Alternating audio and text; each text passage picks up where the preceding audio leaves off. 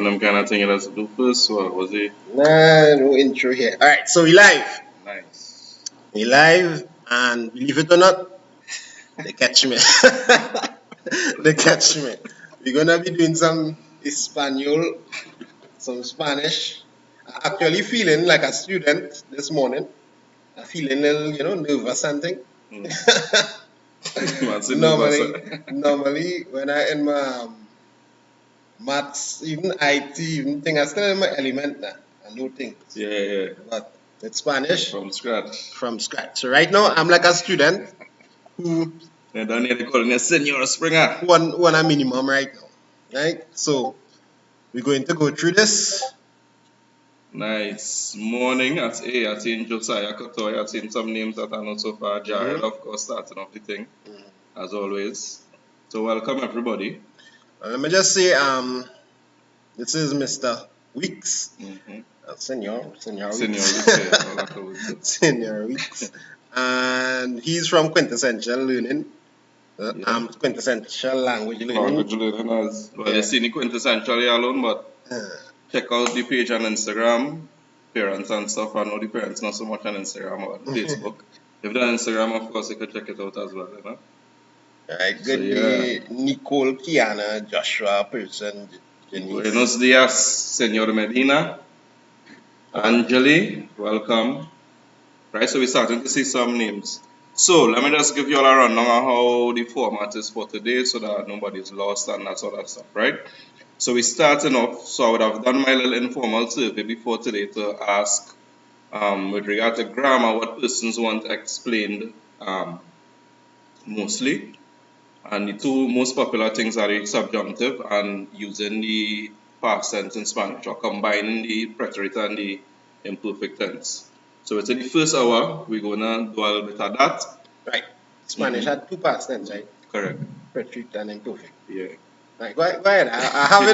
We have real questions. No problem. Yeah. Right. So we're starting off with that. In the second hour, we're going to go into the paper 2, which is the reading and writing paper. I won't actually be doing the actual question because, it's letters and stuff, so I can't do a whole letter. But I will give you also tips and stuff of what to look for, what to do, what to include, that kind of thing. Letter, comprehension, all of that. Then the last 2 hours, we take it on a little bit, we do the lighter stuff. We will be looking at the paper 1. And then finally, we'll end off with some work for the oral exam. Nice? So get your pen and your notebook, whatever, if you don't have it as yet, and let's begin. I learn in here. I learn in here outside. So we starting off today. It's from. Yeah. Nice. So preterite and imperfect tense and present subjunctive. In this slide, we're looking at the preterite tense alone, right? So whenever I'm explaining this, I like to I like to compare it to a number line because I guess that's something everybody would have heard before. This is my element here. This is my element. A number line or a timeline, right? Man, yes, one little thing we must be excited. Coming true. Nice. So let us consider, let's say this is anybody's life, right? This whole line is considered like somebody's life. What you're saying, Matt's not drawn to scale? Not drawn to scale. Right, I remember something. So let me say this is the beginning of your life. This is when you're going to die, whenever in the future, right? But at this point here, we are in the middle of our life. That is the present time. So, present time, that we express that in Spanish as the present tense. And the interesting thing is the word tense in Spanish is actually the same word for time. It's the same word, right? So it's el tiempo presente or present tense, right? El tiempo presente. Yeah. Right.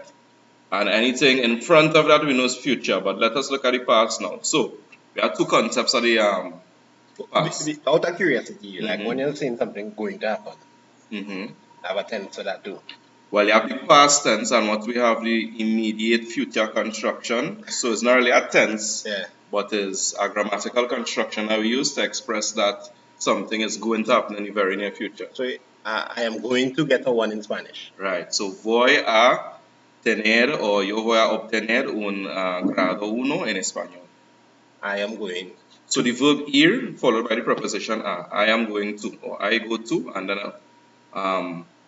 whatever. So that construction is not more either. a construction. So we have that to express the future in Spanish. We also have the future tense. We also have another construction, like if you intend to do something, which is the verb pensar, which means to think, followed by the infinitive. Yeah, like a thinking too, yeah. Nice. So let us consider this is the present time here, or the present tense, and everything behind it. Now we have the preterite tense, which is one form of the past, and we have the imperfect tense. The preterite tense we use for any action that would have happened in the past, and we know, or when it is expressing it, whether in written or in speaking, we'd have get some sort of indication that this action that took place in the past had a start time and an end time. And I want to stress the fact that in the specific words that we utter or that we write, we must have some hint to say, all right, the action started at this time in the past and it ended at this other time in the past. Nice? And that is when we use the preterite tense. When it's an action in the past that has been completed. Right. Nice? The imperfect tense, on the other hand, we use for some action that would have begun in the past, but we don't really have an indication as to when it was completed. Yeah? So whenever we're talking about our childhood, especially when I was in primary school or when I was younger, we use the imperfect tense. Anything to speak about some action in the past that we don't know when it ended, or if you want to say something that you used to do, we use the imperfect tense for that. So you want to say, when I was a child, I used to go to church with my grandmother. Right. That will be the we would use the imperfect tense for that in Spanish, and we would say that cuando era niño, era is from the verb ser. When I was a child, cuando era niño, yo asistía a la iglesia con mi abuela. Nice? When ser is, what does that mean? Ser means to be as well. Right, to be, right. But we use the two of them in different circumstances. We have under certain circumstances when we use ser. That is more for stuff that deal with it's permanent in nature. So if you're talking about your nationality, if you're talking about the time, if you're talking about you're describing something, you want to say this is made out of wood, or you want to say it is white or red in color, we use the verb ser for that. There's a whole list of them. I don't want to stray too much because I could Right. But what was the indication that you was using, the imperfect? The indication for the imperfect is if you're speaking about an action or describing an action that you used to do. But it doesn't have a specific. So in English, we would say I used to. Right. So if it is, that's what you want to say in Spanish, all right, whichever verb are you using it in the imperfect tense. And what is the imperfect tense? Like the word, it's the idea. Well, the idea, that is a good question. We go into the history of the language here, right? I mean, I don't mean history. I mean, if I want to say, all right, give me back the example. Let's say I used to go with my grandmother. Okay, yo asistía a la iglesia con mi abuela. I used to attend church with my grandmother. So that's something. Yeah, so that's something. So the ia is the ending for imperfect tense. So that's anything that used to continually happen in the past, we use the imperfect tense for that. So when I was younger, I used to train football. I used to train with a football club. Yo entrenaba con un club de fútbol. That's something that I do during a course of time in the past. So that is almost like something that used to go on and on in the past. Entrenaba. And was the next part? Con el club de fútbol, with a football club. Right? Yeah. But what the imperfect in that is? Entrenaba. The verb itself, we conjugate the verb in that tense, in the imperfect tense. Oh, how you conjugate that? Right. So we come into that now. Alright. No, I'm pressing the wrong thing. Yeah. So that's just to give the general concept of the difference between the two forms of the past tense in Spanish and what cues us to use it. Now, before I move forward, right? Just need to see them stats, right? Nice. Before I move forward, one of the things that could make it easier for us is this. There are certain words that will cue us to know I have to use the imperfect tense in Spanish here. The preterite tense in Spanish. So words such as last year, el año pasado, yesterday, ayer, el mes pasado, last month, la semana pasada, last week, el fin de semana pasada, el fin de semana pasado, last weekend. Anything where you notice is a specific time period mentioning yesterday, last month, last year, last week. All of those can be Was it yesterday again? classified. Yeah. All of those can be classified as a specific period of time. Yesterday, no matter if today is Tuesday, if today is Sunday, yesterday would always be the period of 24 hours. It's a specific time at a start and an end. So once you're using any of these words, so for instance, because let us put it into context, right? CXC now going to tell you to conjugate something in the preterite and perfect tense. But what students get tired with a lot is whenever we have the letter, especially when we do the letter in the paper too, they would give us the context. So you have your cues on them that saying you have to write a letter and you must include X, Y, Z, whatever is the case, right? Now the thing is this, they will usually put the hint that you have to use the preterite tense in the letter. And how they do that, they will say, last year you visited your friend. Or you want to tell your friend about a trip that happened last year. Right. So once we see that in the description, I execute us one time, I need to use the preterite tense. I have seen some students winning there also use the imperfect for weather. Correct. When we're speaking about weather in the past, we use the imperfect tense as well. Right? So formation, I'm moving speeding up a bit. This kind of says the same thing here, right? The preterite is what should go here, describes an action that began and ended in the past, and usually it tells us specifically when the action took place. The imperfect tense, on the other hand, is another way of talking about the past, and it is used to describe repeated actions in the past. We have an example here. We ate at 2 every day. Comíamos a las 2 cada día. A generic description, as in the hotel was big. Once again, from this statement, as I said, there's no indication as to when the hotel started existed or when it ended existed, but we know the hotel was big. So I like to tell students, when we have the specific cue for that period in time, last month, etc., you're using the preterite tense. If you don't, most times, if you find it difficult, most times, I'm not saying every time, most times you'll find yourself correct by using the imperfect by default. So that is my little hack that I like to give to students. Once you do have a specific time period, use the imperfect. Nice? Alright. And we had the formation, which we know already. Yikes, I didn't fill out this. But so the preterite tense endings, luckily, AR verbs, one set, ER and IR share the same endings. Right? And all of this we know already. I don't want to stick on this too much because we want to do subjunctive, and that is a longer topic. And we have the endings for the imperfect tense. Let's move my screen. Alright, no problem. The aba, abas, aba, abamos, aban, and for the ER and IR, ER, EAS, ER, EAMOS, EAN. Yeah. Oh, that went out right. Yeah. Nice. Yes. So, as we should know, to conjugate the verbs, you simply drop the ending, the AR, ER. See now, oh, the delayed. Yeah, that's it. That's the latest thing on my boy. Yeah. So, as we know, we drop the endings, the AR, ER, IR, etc. And we add in these new endings depending on who is performing the action of the verb. So if it's I, ER. If it's a ER or IR verb, ABA, etc. Nice? So we're moving on. And the ABA, for AR verbs, it will be ABA. What's the ones that was ABA, ABAS, ABA, ABAMOS, ABAN. So you notice ABA, ABAS, then ABA here. So I gotta make sure and you'll only know the difference if it's the yo form or the LAO state form, the he, she, it form based on the context. Oh, so you do get the gender. You could get the gender. So say for instance you wanna say jugaba fútbol durante mi adolescencia. I used to play. Right. That could mean I used to play football during my youth. It could mean he used to play football during his youth, she, etc. Right. So you would clarify it by putting the subject pronoun. So Maria jugaba fútbol, Maria used to play, or yo jugaba fútbol, I used to play, or él jugaba, he used to play, etc. Nice?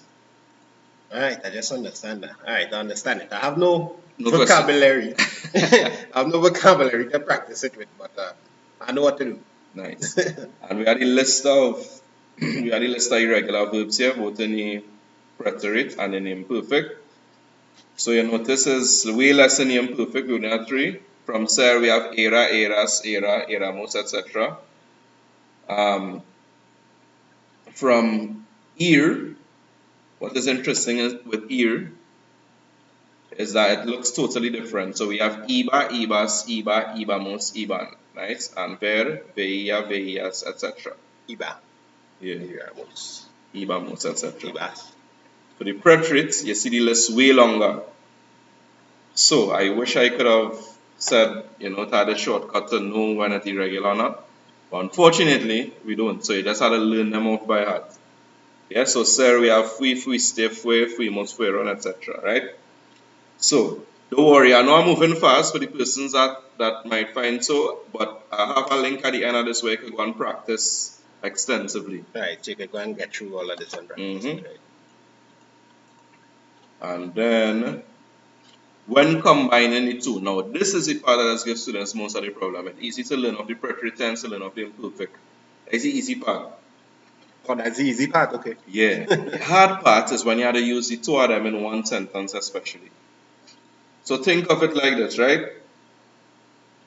You're home in your house, you're studying, and then your mom called you for food. So studying was the action that was taking place. You was in the process of doing that action. And that action was interrupted by something else. That is your mother calling you. Food ready, whatever is the case, right? So whenever we have in a sentence two actions taking place and one action is in the process while the other interrupts it, we know that we use the preterite for the interrupting action and the imperfect for the action that was taking place in the past. And see, we have this example here. I was studying when she called my phone. Yo estaba estudiando cuando ella llamó. Well, when she called. I forgot the my phone part, right? Cuando ella llamó mi teléfono. Nice? Yo estaba estudiando. The estaba is the imperfect tense, yeah. And when llamó is the preterite. Llamó is the preterite. So the call llamó, she called, that is the action that interrupts the action that was in the process before. Llamó. Yeah. Oh. Right.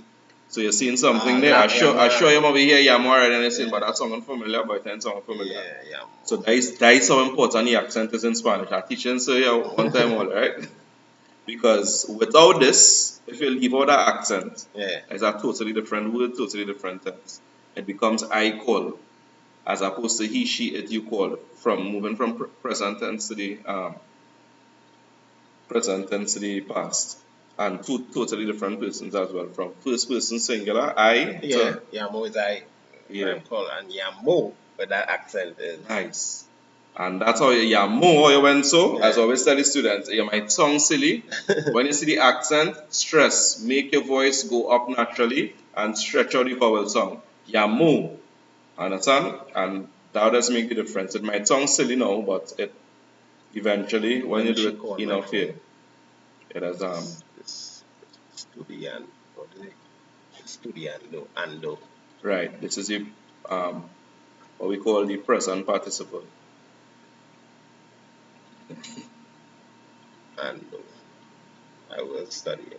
Right, so that the ing form of the verb. And the ear was for e. Just swing back there again. Ando. So that two, we have it as two separate words, right? We have the wait, I'm going to catch what you're asking. No, the ando, where the ando come out from? Right. So studying, what is the equivalent of the ing form of the verb in English? In Spanish is ando. We drop the ending and we add ando. Alright, pull it back up one more time. That's an example. Estaba. The aba. Right, okay, cool. So this is the imperfect verb here. But once I want to say a verb in the ing form, ando. In most times, now you'll never hear me personally speaking absolutes in Spanish, right? Whenever I talk about Spanish. Reason being, as they say, for every rule there's the exception. The exception. Right? But if you're going to Form 6, I'll explain that exception for you. But for Form 5 purposes, you don't need it. So, some resources for students here now. You'll find this is a fun way to do your studies, right? I use the site a lot in my classes. Quizzes. Quizzes.com. Q-U-I-Z-I-Z-Z. And any subject. It could be geography, it could be mathematics, it could be primary school work, it could be secondary school work, it could, I think even up to pre-university and stuff. You go on quizzes.com. And to practice this, you simply do a search. You simply type in the search bar Preterite versus imperfect, and you'll get a whole list of quizzes that you can use to practice. Really nice. It has some memes that pop up in between questions. Let me see. Stuff. Yeah, you could try it now. Quizzes. I might have to sign in there. Oh, yeah, the sign in. Yeah, so you have to create your account. Alright. So you could, hold up. Alright. You check that for yourself. Join a game and thing. Yeah, you could join our game or whatever. You're looking interesting on there. You can check it out. So check it out. It's a nice little tool to actually do your studies, practice, and not feel like you're practicing. But it is not a substitute for other studies as well, because everything is multiple choice you have to pick. So for the language now, you know, you can't really do it like that because you had to write, you had to speak, all of them things. So it's different skills coming into play. Nice. So we move in. I saw a customer asking any questions. So we move in straight. Straight into the other one. Yeah. So I'm seeing Angelique quizzes is awesome. Spanish dict is amazing. Now there's a dictionary site, but it has some translating capabilities too. So personally, let me translate it. You could plug in a whole paragraph and it could translate it for you. I will. But that's not good. It's set you up or? No, well, you see this thing with translating, right? I do a video with this, I've been meaning to do a video with this. Students that start secondary school from since Form 1 and they get Spanish homework, throw that in Google Translate because it's too hard. And they just laugh at me, they say you have dinosaur, all you see is dictionary. But when you use any dictionary, you go into the process, you're learning vocabulary too. And you get a whole list, like you say you're looking up, you go pour. You get a whole list of uses. So you have to comb through and see which one fits the purpose you're trying to use.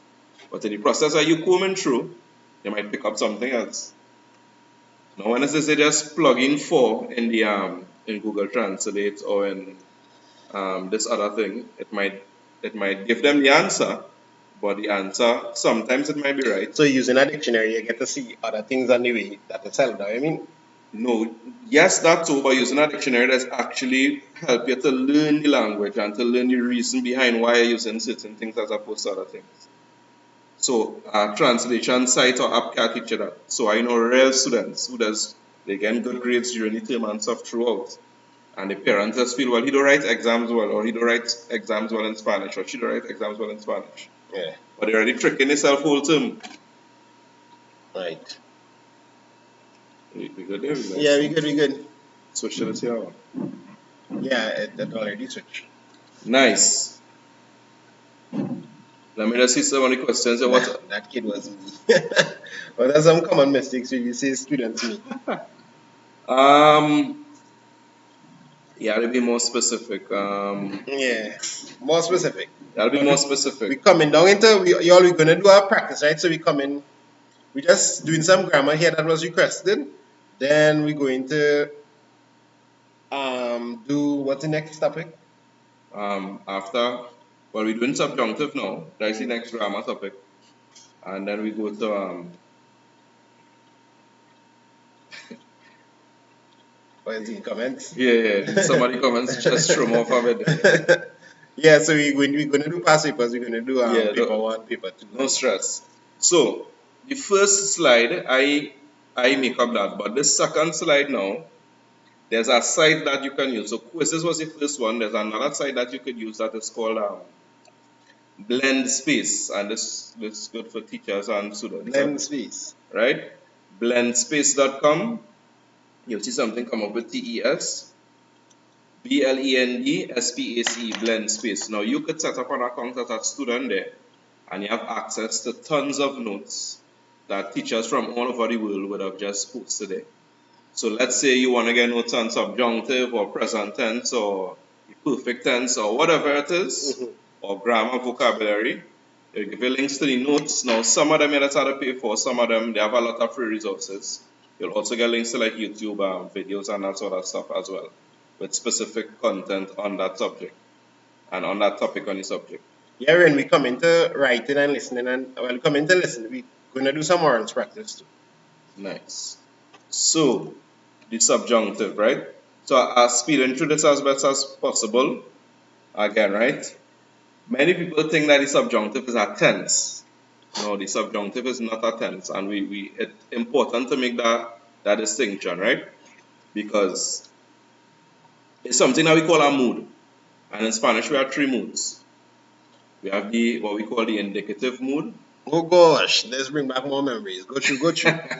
I So forget about these things. That's mood, the right? indicative mood just simply means mood. Alright, the word mood just simply means or simply hints to us what is in the mind of the person that is doing the action or speaking about the action, right? So with the different moods, we have the indicative, we have the subjunctive mood, and we have the imperative mood. Right. The imperative mood, as the word kind of implies, is what we use for commands.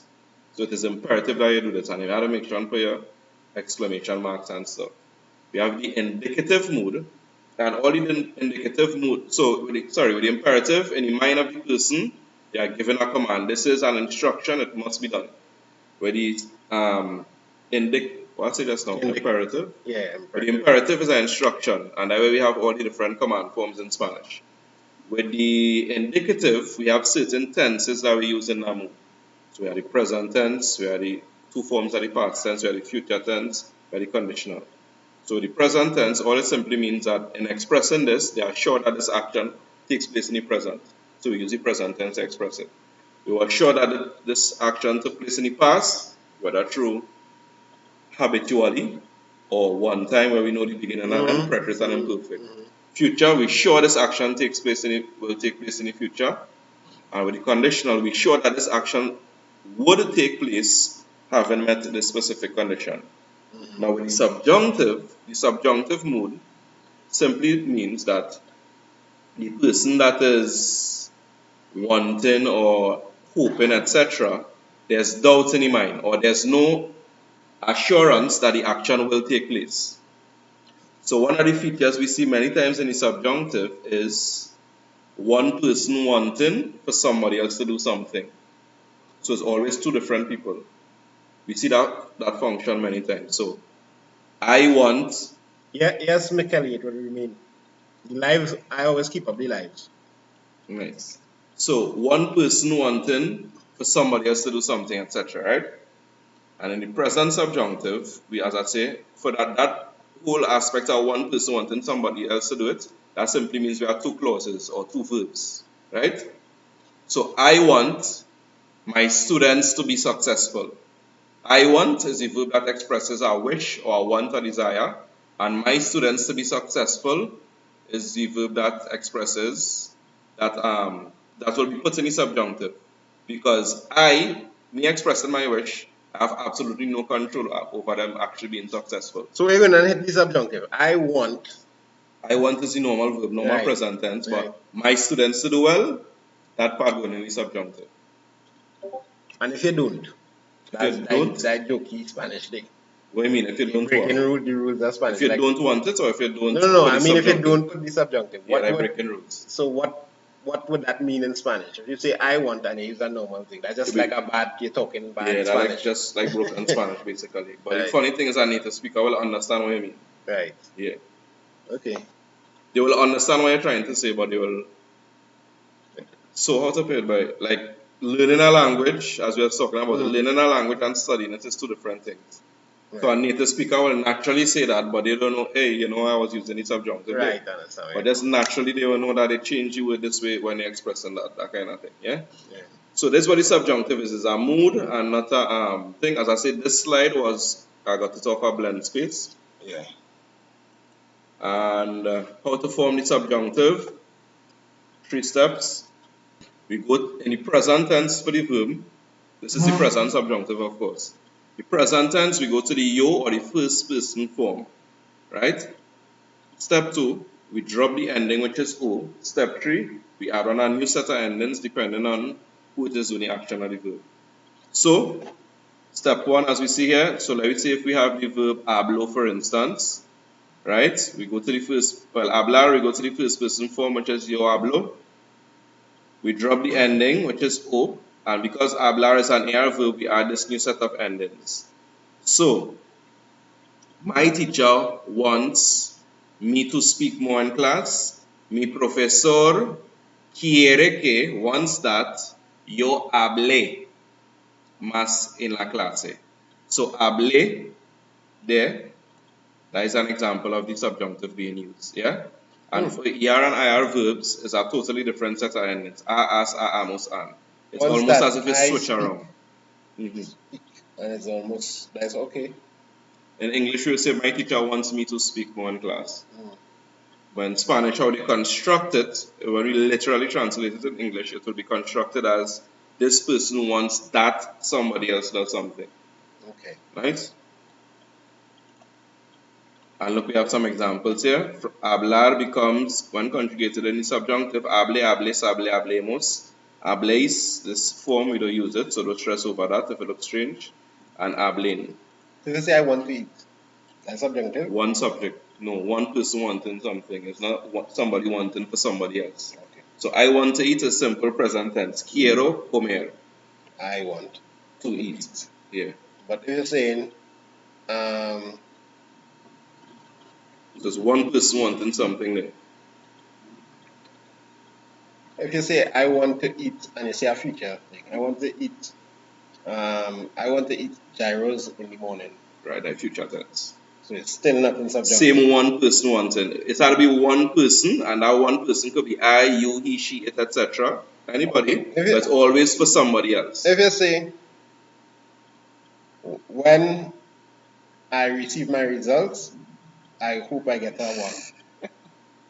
That's an excellent question.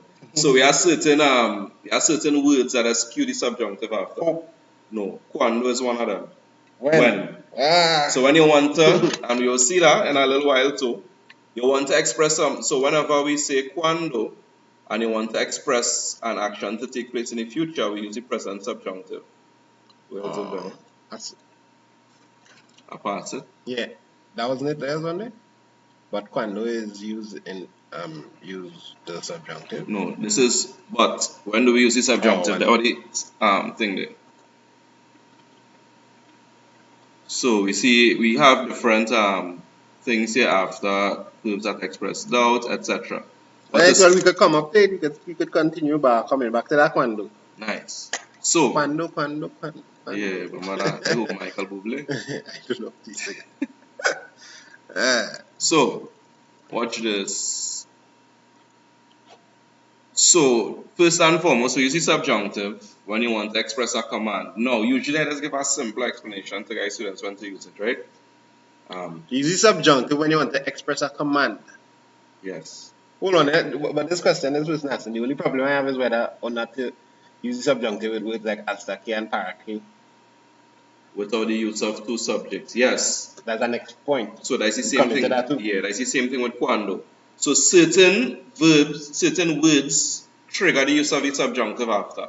Once you have para que, always use the subjunctive after para que. In order that, once it's using them words. What hasta que means? Hasta que means until that. Or, yeah, well, until. So, verbs like hasta, verbs like cuando, says that certain requirements are to be met, but you ensure the requirements will be met. So hasta que plus the subjunctive implies that the action will take place in the future, but you're not really sure, but it may take place in the future. Cuando, so making sense. When I am an adult, cuando sea adulto, yo voy a ganar mucho dinero. When I become an adult, or when I am an adult, I will get a lot of money. So you're projecting into the future. And what was the cuando followed by the subjunctive? Yeah. And was this get a lot of money? That's why you change the subjunctive? No. What's the word you change? When I am. Say it again. Cuando sea adulto. So the sea went to the subjunctive. Yeah. Oh. Cuando yo sea adulto. Somebody say Cohen looks bland. Thanks for the motivation. Maybe program have as well or not. That threw me off a little bit. So when I am, so the two You B get- is what in the subjunctive. Right, Then? the verb that comes immediately after. But the whole thing about it is cuando, and you're projecting into the future. The future ain't reached yet. Yeah, I understand that the quando trigger in the subjunctive, but I would have think the subjunctive Nobody would cuando. have go on the I will have a lot of money. That part the subjunctive would have hit. But when I am an adult, so it's the situation. Yeah, that part Right. will trigger will be the future. Right. So you're And not it's an still adult going right into now. the normal tense. So the Yeah, other but in the stuff. future tense, I will make a lot of money. That is the future tense. Right. Yeah. Fair enough. Nice. This is too much to learn in one day. It is. It's a lot. Everything and all this exception, that exception. So that's why I tell students, you can't cram for Spanish. Yeah, Like, this was one of the systematically interesting put it things to me because in watching the other marathons and stuff, Mm. a lot of the other subjects, the dynamic totally different now. So something like a Spanish, like a foreign language, sorry, is I don't wanna talk in ignorance because maths is skills too. Right. But I like to express it like this. Foreign to you know. I just feel like that's a reference point for most other subjects. Right. I can agree with that. Yeah. Even if it's maths, if it's accounts, whatever is the case. The only thing you could the only familiarity is feeling Spanish is like a vibe. Sometimes I get you vibe about what they was how that came about. Basically, Yeah. But you still need to know which things and it's a lot. And it's only by putting it into practice, making your own sentences, that sort of stuff, that is when it starts to stick. Right, so we have used it for a command when we want to say a negative command, meaning you're telling somebody to not do something. So don't speak, no hables or no hablen. If you want to be formal and tell them to speak, hable, we use the subjunctive as well. So this is when we use it in commands. When it is we given a negative command, which is telling somebody not to do something. So why you would use the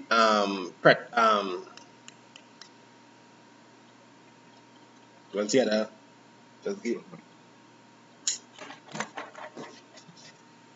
What tense are trying to come up with here? Somebody help me chat help me. Why you wouldn't use the other, not the subjunctive, the other mood, the other mood that talks Command? Yeah. It is the command mood. But when you look at the words itself, what's the three moods? You have the indicative. Right. So that your present tense and stuff. You know the action taking place, past, present, or future. You have the imperative mood, which is so a why wouldn't command. it be imperative? Well, it is considered the imperative, but it looks just like the subjunctive. So what will differentiate is, well, you're not seeing it here, but you'll have your exclamation marks to show this is a command being given. So this is really the, I'm forgetting that word. Command form? Yeah, this is the command form. This is, so you have subjunctive, you have indicative and imperative. This is the imperative. Yeah, it is. But when you were really what? It is. So in other words, you could let me explain like this. You could use it imperatively, the subjunctive, but only in specific circumstances. Not all the time. If it is you're giving a command to more than one people, understand where you're coming from. Plural. If it is you're telling somebody to not do something, or if it is you're being polite. That's the only three conditions you use it. I saw somebody ask, where does fuera come from? Fuera is the past subjunctive. So you have the present, what you're doing now, and you have the past. Past subjunctive, what kind of situation that'll be in? Same situation, just put the I hope that he didn't do that. I hoped, yeah. I told him not to do that last So, like the best example I like to give Beyonce, if I were a boy. Yeah. Oh, if I were a boy, yeah. Right. See, yo fuera un chico, etc. So the past subjunctive uses in the same circumstances, but just expressing something happened in the past. Yeah? And how do you know that is past? Because the first part of the sentence, which is expressing the desire, the wish, etc., that will be in the past tense. The fuera. How is pronounced that? Fuera? No. Yeah, but the fuera is the past subjunctive. Right. But say for instance, they want to say, I wish. Well, the question is asking us how to conjugate that fuera, how they, how you get that fuera. Yeah, well, they conjugated fuera, fueras, fuera, fuéramos, fuera. So that is another thing that you have to learn of. How to conjugate it. And the best way to learn of these things is to practice it. Yes, how to end up turning into a mad person in your house and you're talking. Your parents ask you something, you're talking them back to them in Spanish. Yeah, so you just have to keep rolling with it. Just keep rolling with it. Write and practice, speak and practice, right? We also use it after, so the acronym that I use is WERDO. We use it after verbs that express wishes or wants. So yo quiero, I want somebody to do something. Yo deseo, I desire that somebody do something. Verbs of W is word, wishing. Verbs of emotion. So I am happy that. Estoy contento que, somebody else. Me alegro que, it makes me happy that somebody else does something. So W, wishes, E, emotions, I, something called impersonal expressions. So it is possible that, it's posible que. How are you using it in emotions? I express my emotions. I am sad that he didn't he didn't get an A or a grade 1 in his exam. Right. I am sad at my emotion for somebody else. So and where the subjunctive, which verb the subjunctive when I The second verb. I am sad that. The one that the verb that come after the verb that expressing the emotion. So after the that. Yes, correct. I'm sad that he lost, we lost. That will hit the subjunctive. Yeah. Right. Right. Plenty comments there. Nice. Where was this last year? Big man, I don't do Spanish out here. I try to swim in the water here. Who knows? By next year, so I might get in the Spanish dance, learn a little thing, and I can be able to talk back here. I seen Tisha here would asking, do we need to know the past subjunctive? No. I would say this, right? The past subjunctive is on the CXC syllabus. Right? It is on the they don't test it per se, but you had to find instances when to use it. So in your letter you could use it. So there's something that we call an if clause, right? Where you want to express a hypothetical situation. Like you're gonna say, if I was at something, or if I could visit you, I would. Yeah? So when we reach the letter, I'll show you what I will show you when we reach the paper 2 and the letter specifically. I'll show you where you could have certain phrases you could use where you don't have to know the subjunctive inside out. But you know you could use this no matter what topic you have. And automatically when we use the subjunctive... So it's like you learn a phrase and you just plug it. Yeah, that phrase like basically universal. You could plug in anyway. Right? Now obviously you would change mine and stuff, but if you grew up speaking Spanish, you wouldn't know anything with rules or anything. You just flow in naturally. Well, I guess they would learn it in school and stuff, but as I always say, we don't know the reason why. You might just know, alright, you have to change the verb, so whatever. I just naturally learn. But most English speakers, if you ask them, what is correct? I put it down or I put down it? They say I put it down. But most people can't explain why. You understand? So it's like the same thing. We know it is the correct thing. We know this is how it's said. But we don't know the reason why. And the difference, as we were talking about, between studying a language and learning to speak a language. I skipped something. So after verbs are expressing wishes, wanted. Impersonal expressions. It is necessary that. It is urgent that. It is important that. It's importante que. Impersonal expressions are for recommendations, etc. So I recommend that. Yeah, but you really need that acronym, boy. It's a lot. Yep. So where though? W, wishes, emotions, impersonal expressions are for recommendations. D for doubts. So you do okay. I doubt that. No estoy seguro que. I am not sure that. That is expressing a doubt. No estoy seguro que. I am not sure that. I am not safe. I'm not so. No estoy seguro que. Nice. So anything expressing doubt. And lastly, I'll come back to this one here, which is with the prepositions. Just talking about like cuando, hasta que, etc. So the O. The O is for ojalá. What?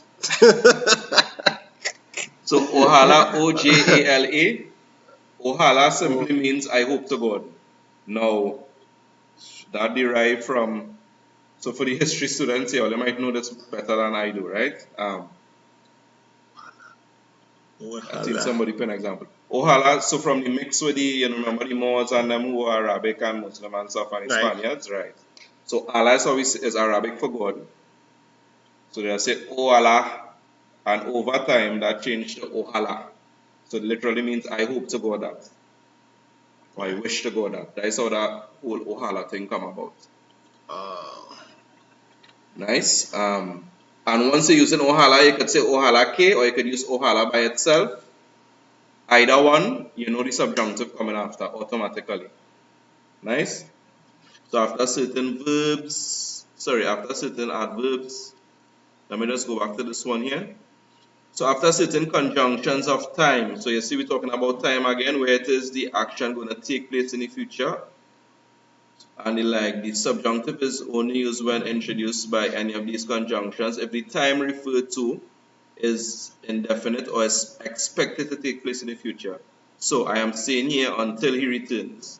Me quedo aquí hasta que, until vuelva, he returns. Hasta aquí. Right? So after this, whatsoever happening is in the future, as I say, projecting into the future, you know that the subjunctive coming in that verb that's expressed in the future there. Until that he returns. Well, or until. Right? He returns there.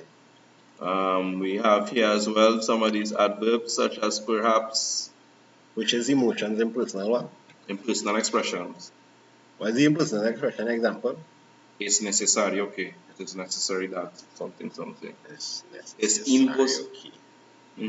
Es posible que. Es posible. You wouldn't say imposible because impossible is a it's impossible that. Yeah, you will not use the subjunctive for that because it's a shorting. Making a statement like saying impossible is like an absolute noun. We're going to this person here, NDL. I wonder if any admins to stuff that way. Okay. Take a time on it, brother. Nice.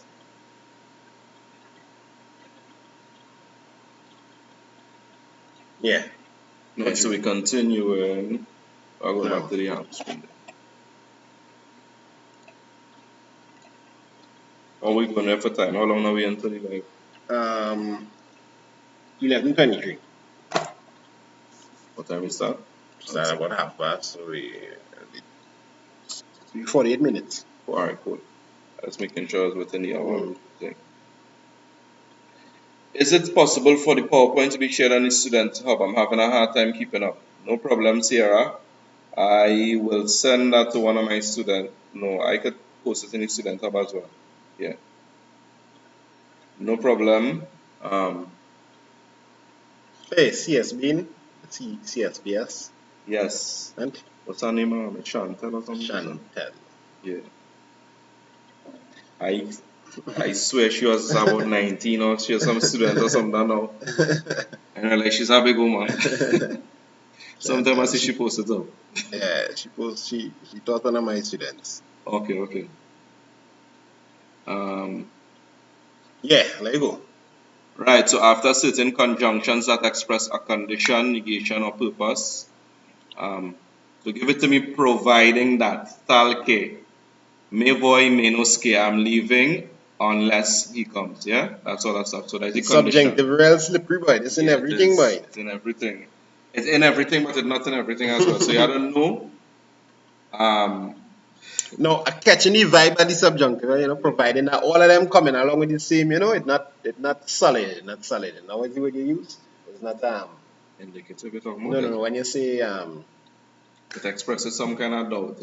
It has that. There's no surety, no assurance in the action taken. And when you say impossibility is certain, absolute. Yeah, it's not absolute again. I vibrate the subjunctive. Yeah. So as I say, practice, and once again, I think Sierra was the person's name. It's not enough just to read through the slides and try and think. I had to do so much practice in this. And that's what I will, we do this, yeah, we do that. What I would suggest as well is when you learn these things, try always yeah, you all have to be doing a lot of past paper questions between now and exam, which is the 23rd. So we have some time. I'll be doing a lot of past paper questions and practice it. Yeah? She wish she was 19 years now. Who said that? Yes, yes. That's what that translates to. Oh, prepare. Yeah. I know, right? Quando se usa el subjuntivo after aunque, if the action has not yet occurred. Well, that's kind of self-explanatory. Aunque, but what aunque? Aunque means although. So we're really going on in Spanish, but take your time now, brother. Take your time now, brother. Yeah. Aunque, but where the aun comes from? Where is that aun? It's just aunque means all. That's one word, right? But that's an interesting thing because aun by itself means still or even, and que by itself means Isn't that right? Yeah. So that's what I wanted to try and understand it now. So if you think about it and say even that kind of give you the same sense of although. Yeah. So in despite of despite aunque, but why subjunctive though? Why is that not?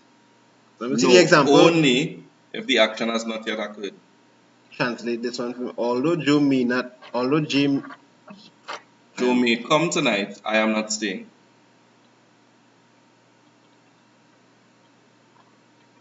So although it may rain, I'm going to the market. Always raining. Action and happening yet. Although it may rain, I go into the market still. So you know in Trinidad, like you say, although it is raining, that's not subjunctive. No, that's not subjunctive because it's happening right now. Is raining implies that present continuous. It's happening right now as we speak. Alright. Fair enough. Yeah. Another way, or another thing that I see instead of aunque, like how you just expressed that although it is raining, I'm going to the market. You could also say venga lo que venga. That means come with me. Yeah? I feel like I hear that already. That is the subjunctive. Venga lo que venga is the subjunctive, right? And you would use the subjunctive. No, that is the subjunctive. Yeah, venga lo que venga. Come with me. Also, there's like a phrase you could just plug in there and then you go on like normal. Yeah. Come with me, I will eat. Come with me. And then you just normal. But it will be advice is the future tense after. Come with me, I am going to. Yeah. To show that the action ain't happening yet. So we have no control over it happening. Venga lo que venga, future tense. Come with me, I'm voting. Yes. Come with me, I'm going to vote. Alright, okay. Cool. Alright. Venga lo que venga. But the thing is, I know vocabulary. So I know vocabulary to like practice it on. Yeah. So let me delete somebody there. They can't see the comment, but yeah, keep trying. Does the same person change the name or something now? I don't know. Is that normal occurrence? Nah. But so I bring this. Well, last time it did happen, but every now and then it's happening. You know, you have some people from different countries jumping and. Yes, Jaden Lynch. So it will be posted up, so you can go over it time and again. Take your time, go through the quizzes and practice as well as I say. And when you reach the thing, you could practice it over and over. Now in the orals, they testing you on subjunctive and thing in the questions they asking. Well, you see, the language is not static like that. They're not saying, okay, use the subjunctive. Oh, so you could get away sticking with your tenses that you're comfortable with. Yeah, you could, depending on what the question is. So if it's something that they ask it, for instance, if they ask you... I shouldn't say tense, mood. Yeah. You could use tense. CSBL saying you should answer one of the oral questions. So when you should do an orals, I'm going to delete this quiz now. Yeah. So if they ask you like something like, how would you describe your childhood? If I say it and you can't get two short answers, they need to come true. Yeah. So that's an open-ended question. If you go on my page, you'll see the video I posted up with the types of question they will ask you. So if they ask you something like that, you know automatically, because it's childhood, right? I'm supposed to use imperfect tense here. I forget the conjugation for ER. ER, So, etc. yeah. Right. Well, it don't be daunting. It has always seemed daunting when it is you break it down at this level. Yeah, when you're explaining everything, but it's that again you flow on the practice. The most important thing is the use. How do I put it into use? And when we're reaching the different papers, we'll see that. I think we could stop here because I basically talk about most, if not all, of the uses. They just give it, basically the rest of the document gives you specific phrases to cue it after. Nice? Just peep curiosity, out of curiosity. So we have here por más que or por mucho que, no matter how much. Yeah, so all of them that kind of. Let's see what I have here. Then they give you the verbs, the irregular ones from salir, salga, salgamos, aga, etc. Ser, se. These are just the conjugations of the irregular. Now, in that same word reference.com or SpanishDict.com. So this is the conjugate, the subjunctive here, showing you how to conjugate that. These are irregular verbs, they're showing you how to be because it's irregular, right? And there's an acronym that they use as well to know them. Dishes, dar, ir, salir, hacer, estar, ser. Those verbs, which spell out dishes, they are conjugated in the, what do you call it, in the present, in the subjunctive. I'm not too much of a rules learner, so the best way for me to learn Spanish would be to talk to somebody continuously. Yep. So I could just afterward I will get the vibe and the intrinsic kind of. So here's what I used to do, right? I've so often asked a story. In Form 2 and 3, I used to get out of the class right through. Because my teachers are Venezuelan. So we used to be in the class mocking her and mocking her accent and stuff. So I tell my partner something, I mock her. And she over here and she put me out. Are you learning things like that? Right. Because she using certain phrases like tranquilate, she's saying that. I learn how to say what do you call it? I learn how to give a command there. Calm yourself down, so simple things like that. You had to get rid of shame to learn a foreign language, I'd say. Spanish. Common maths term day. Yeah. Get rid of shame. You had to be able, you had to bumble your way through in the beginning and just keep practicing, and afterwards you start get proficient. You know what? So we can learn a language for next year, you could move on. Yeah. I see in Prestoniqua Jack, I hope I'm pronouncing that correctly. She asks, do you have a channel, a YouTube channel? Yes. In fact, in the next hour, we'll be switching over to his channel. Nice.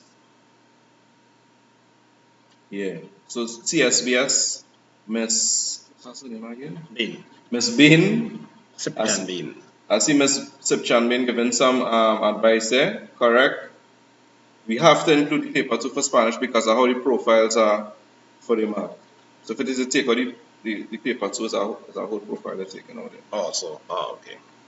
Paper 2, what is tested?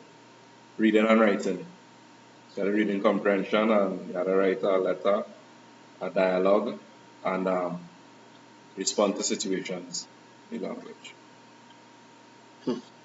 Now, if you decide to learn, like if I call up a Spanish brethren and I decide to learn Spanish from me, I will learn bad Spanish. Most likely, yes. He had to be kind of aware a little bit of his way of speaking. Unless, I would say, this might be a harsh statement to make, I don't know, but I would say unless they do some kind of degree in the Spanish language and or linguistics, because the linguistics will show you the language structures and stuff, you most likely will get some wrong stuff, because when I finished my degree, right, I always liked the language and I just wanted to be in it. So I was working in an environment where I'm using it at all. And there's a lady I know, she had at school, where she teach people English. So I went by and I was like, listen, I want to keep abreast with it. I want to practice and stuff. I come by for some classes teach me as an advanced learner.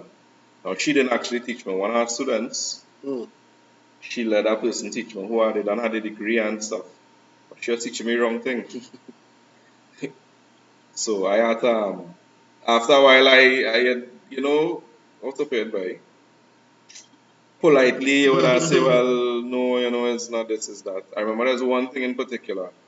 It's like Hosea, and she had it as one word. I was like, nah, it's actually 2 words now, which means or it is, or that is to say. And long story short, the person who owned the school had Yeah, well, it's not like that. What he's saying is correct now. Right. So, yeah, that's how to have, yeah. The person, even though they're native to The Spanish. a native speaker, I would say, it's best to practice the speaking aspect and the listening aspect. For the grammar rules and stuff, it's best to have somebody that has it as a second language. Some people might disagree with me, no problem. But or at least a Spanish speaker who is aware of the linguistics and things like that. Aware of those, Who educated on that. Alright, so what next? Let us move to paper 2, the one everybody asking for. So, anyway, I'm supposed to have a file with that. Yeah.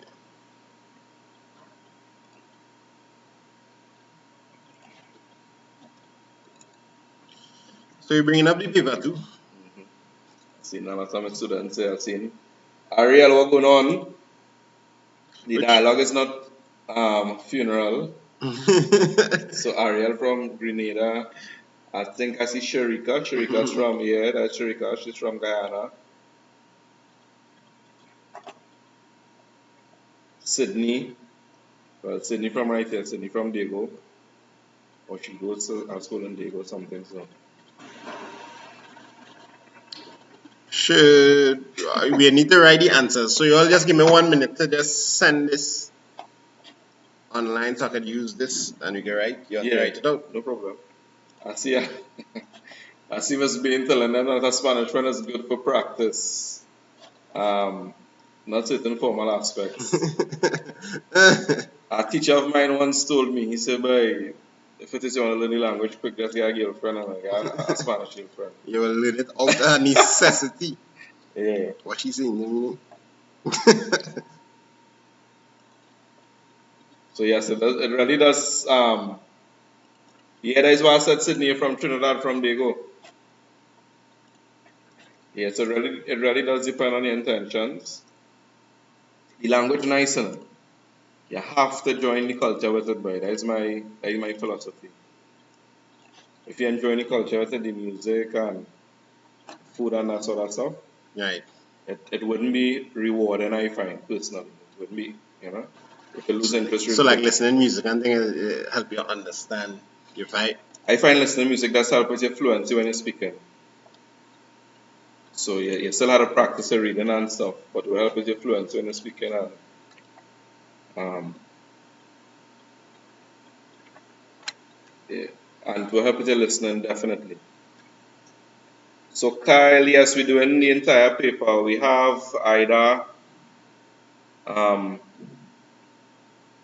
we have January 2018 and January 2020. Which one are you want to do? 2020? Which one you want to do, yeah? Or 2018?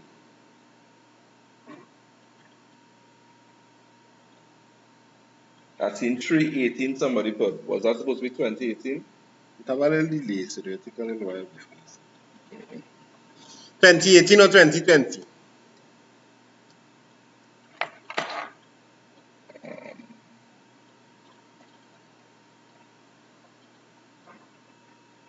Oh yeah, those who just coming, don't forget to press like on the video.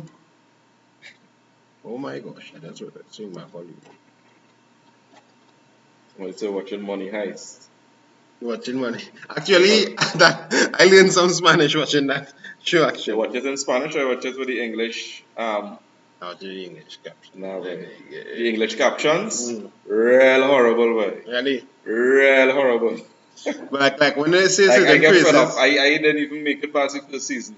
Really? Yeah, so you watch it in Spanish and what? At first, my wife, she started off. I started or you just turn on the captions? I started watching with my wife, and she was watching it with the English, English everything. I think with subtitles and the words and stuff. 2018 looking like it when you know 2020. 2020 it is in a year. Ariel say both. How is it not both? Unfortunately, we don't have the time to do the two of them. So I just had to keep snapping and playing, but okay. Yeah, Netflix subs are horrible for some.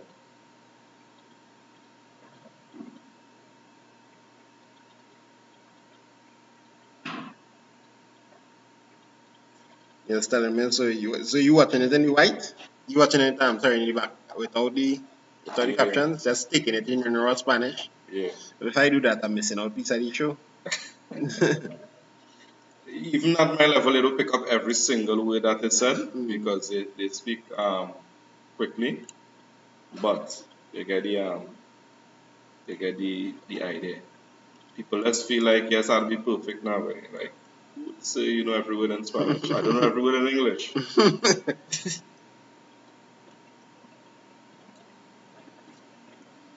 Shania Clark. What examples are you referring to? So could you write the examples that you given that you give in Spanish? I think you'll do that at the end. If you could just clarify what examples you're referring to, Shania Clark. Forgive me if I'm pronouncing your name incorrectly. That you did. Nice. The spelling writing too hot sometimes. Actually, I need a new iPad. So, and this is why I go fund me. we're looking for time there. How much? Well, 1 hour 6? Yeah, 1 hour. Right, so we know one thing. So I'll say this, right? I'm going to get this piece of advice before we think. The situations is not a translation. So you have here the president of your sports club requests topics for the agenda of the upcoming meeting. Write the message you send giving your suggestion. Some people might want to answer saying, I would tell the president so. It's not a translation. You basically putting yourself in the person's shoe and responding as if it's in a real-time conversation. That's one. So you're not translating. And the so you need to actually just write your message as you would have said it in real time if you were having a conversation with the person here. Write in Spanish. Do not translate the situations. Do not use abbreviations. I still understand why they say do not translate. What would be an error? That same thing I just explained. I would say, and you write in English or in Spanish. In Spanish, and you say, I would say to the thing. No, you're not doing that. You're just giving a statement as if it were the person asked that or the person writing this and what your response is, right? So somebody send you a text message saying, hey, what we should include in the agenda for the upcoming meeting, right? You would write in the text message, I would say we should include, no, that's a translation. So they don't want that. In some instances, it is not necessary to put a full sentence. Sometimes it might be an idiom, an expression. Good luck, buena suerte. Or vaya con Dios, go with God, etc. So we have to know that sort of stuff, right? Another thing, anybody could type in on Google, CSEC Spanish syllabus. Once again, you could Google it, CSEC Spanish syllabus, and you need to know your syllabus. Why? Because when we're talking about these situations, what especially comes up here is each situation is asking you to fulfill a specific language function, right? So what is a language function?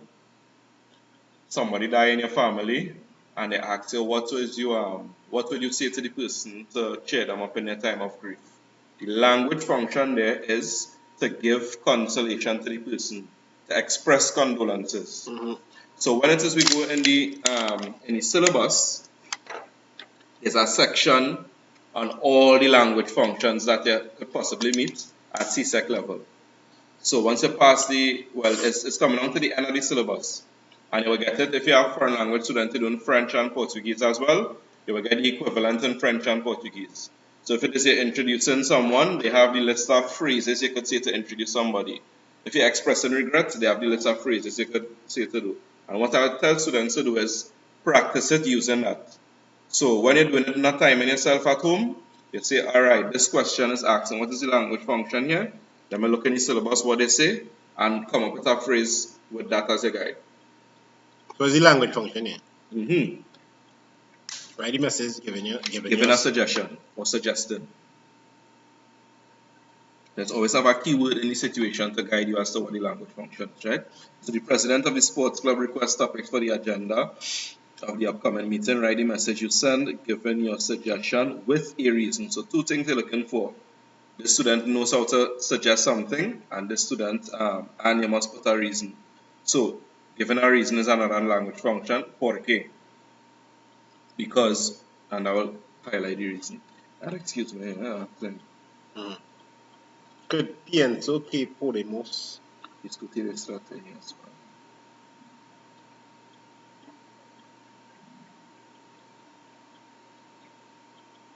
I understand. That's Spanglish, but I understand. I think that we could discuss strategies for our groups, well, partidos is like matches, or I guess you're trying to say groups here, to be more successful. People accent over in brackets. I find that funny, but right. So here, okay, right. Your recommend, okay. So I'm seeing some persons already, no one have the idea yet. So the president of the sports club requests topics for the ready message you send. Sugiero, here again some, I'll just write over. So he, excuse his handwriting, it's nice and personal. Sugiero que discutimos.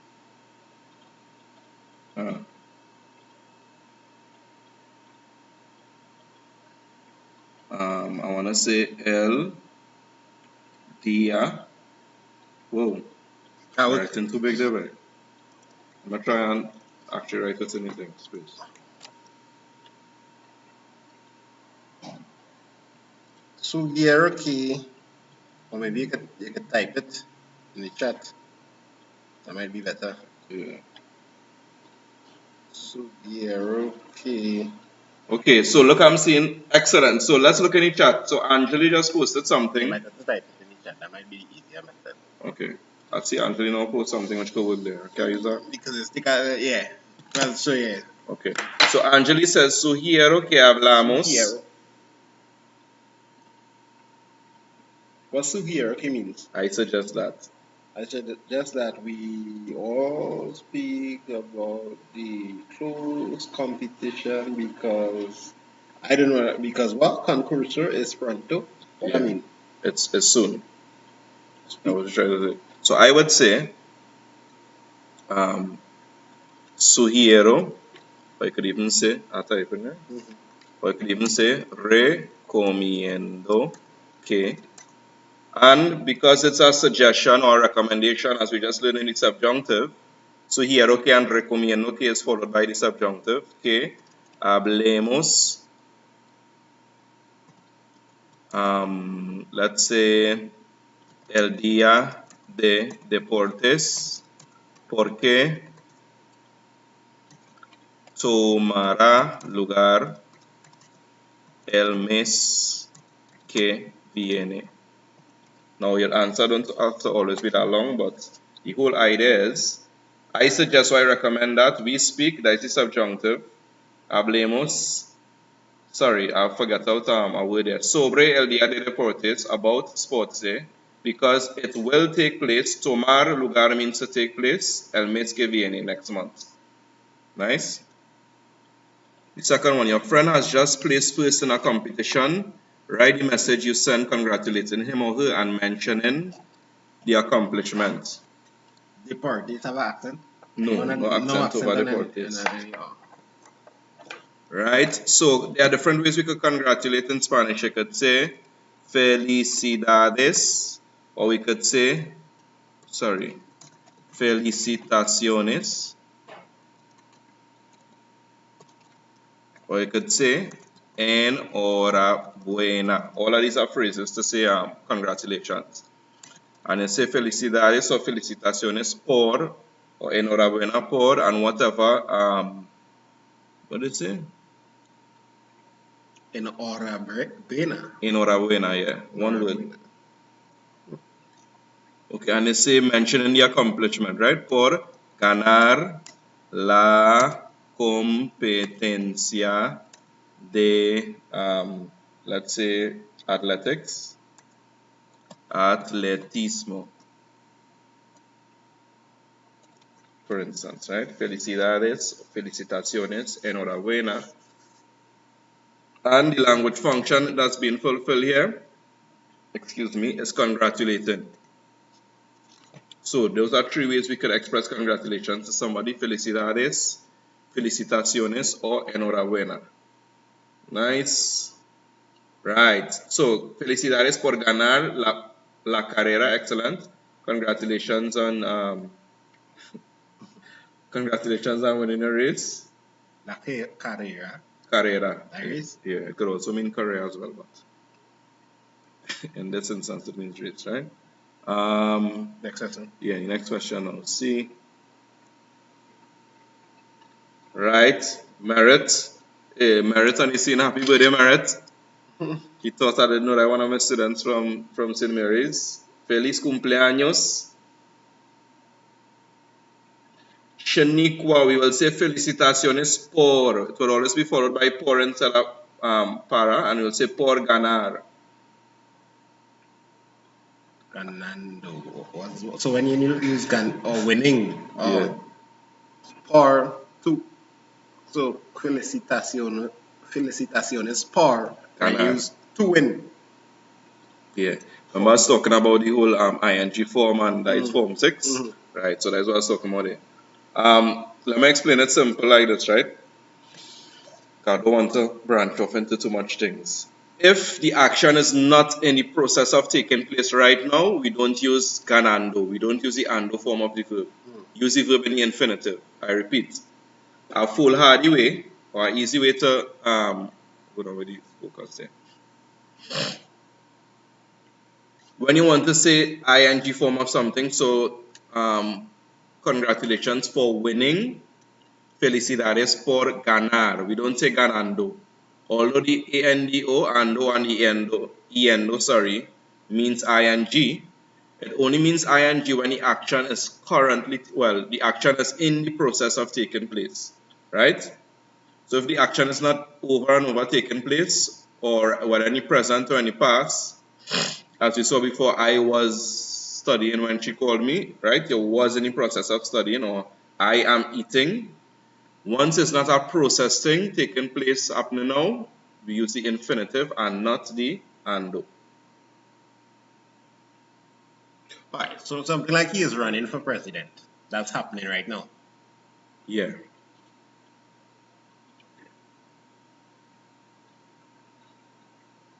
I was trying to look at some of the comments in between.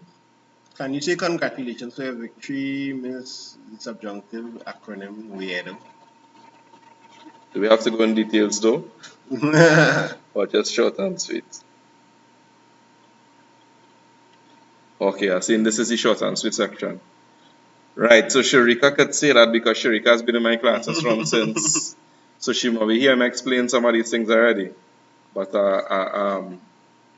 so you're clicking it right. Right. So see now, you are having a birthday. You're having a birthday party. Write the text message inviting your friend, giving one detail about the party. Right, let me come on that next side. You come on this side. Alright, no problem. So language function here is inviting or giving an invite. And to invite somebody, we say te invito. That's the format to invite somebody. Te invito a. Right? Somebody hit that. Yeah, right. So te invito a mi fiesta de cumpleaños. Excuse me for the lack of accents. Okay, that's the accent. Que es el viernes que viene. Like if you forget the accent, they cracking down on your marks. Yeah. You lose some marks for improper use or lack of use of. So te invito a mi fiesta de cumpleaños que es el viernes que viene. That is Friday coming. So you give the invite there, which is one function, and you give one detail about the party, which is the date. Nice. You are planning an activity. Write the message you sent to your cousin requesting now are using as basic responses as possible. Of course, you could give more. Somebody say at the pool, what is that? Nice. A la piscina. Te invito a la fiesta y la fiesta está en la piscina. Nice. Excellent, Rin. Where the accent hitting here? So, te invito a mi fiesta de till the over the end. En cumpleaños. Nice. Que es no accent needed there. But that person use esta, which would need the accent. Nice. You are planning an activity. Write the message you sent to your cousin requesting assistance with a specific task.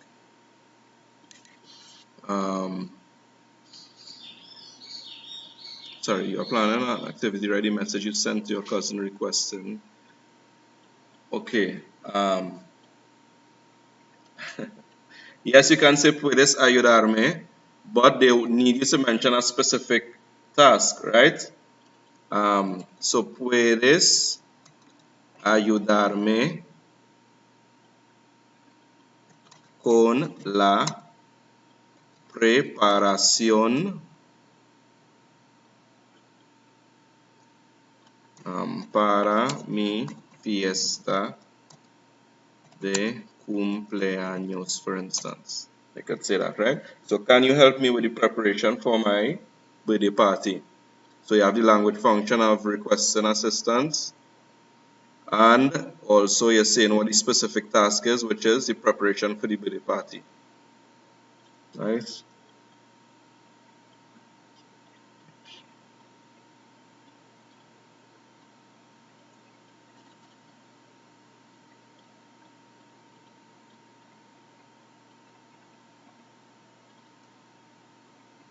Good day. Yeah, puedes ayudarme a preparar la comida, that's fine. This man an accent and thing. Yeah. You have a Spanish keyboard.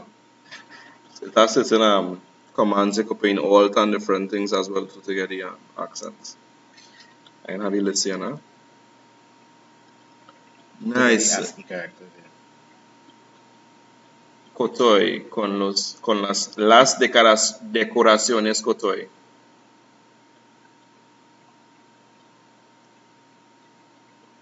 Nice, puedes ayudarme a cocinar.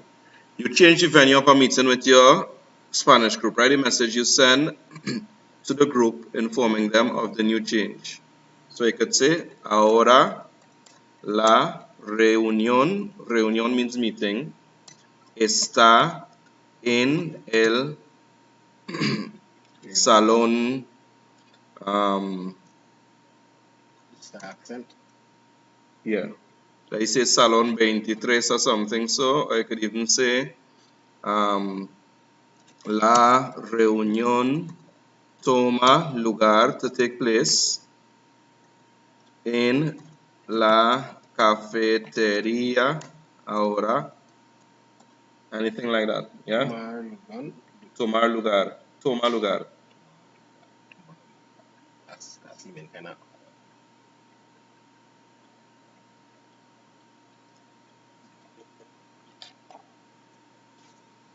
Cafe. Yeah. Alright. Union. So la reunión, that is one of the things that we call our false friends. Because it False what? false friend, we call it a false friend or a false cognate. Because it does look like another word, similar word, look like reunion, but it actually doesn't mean that, it means meeting. So we have other words like that in language. Largo looks like large, but actually means long, etc. And the next screen there, right? You're planning an outdoor picnic, right? A text message to your friend asking him to contribute a specific item. Okay, so puedes traer means to bring, los refrescos no, picnic is the same thing in Spanish. Al picnic, por favor. Los.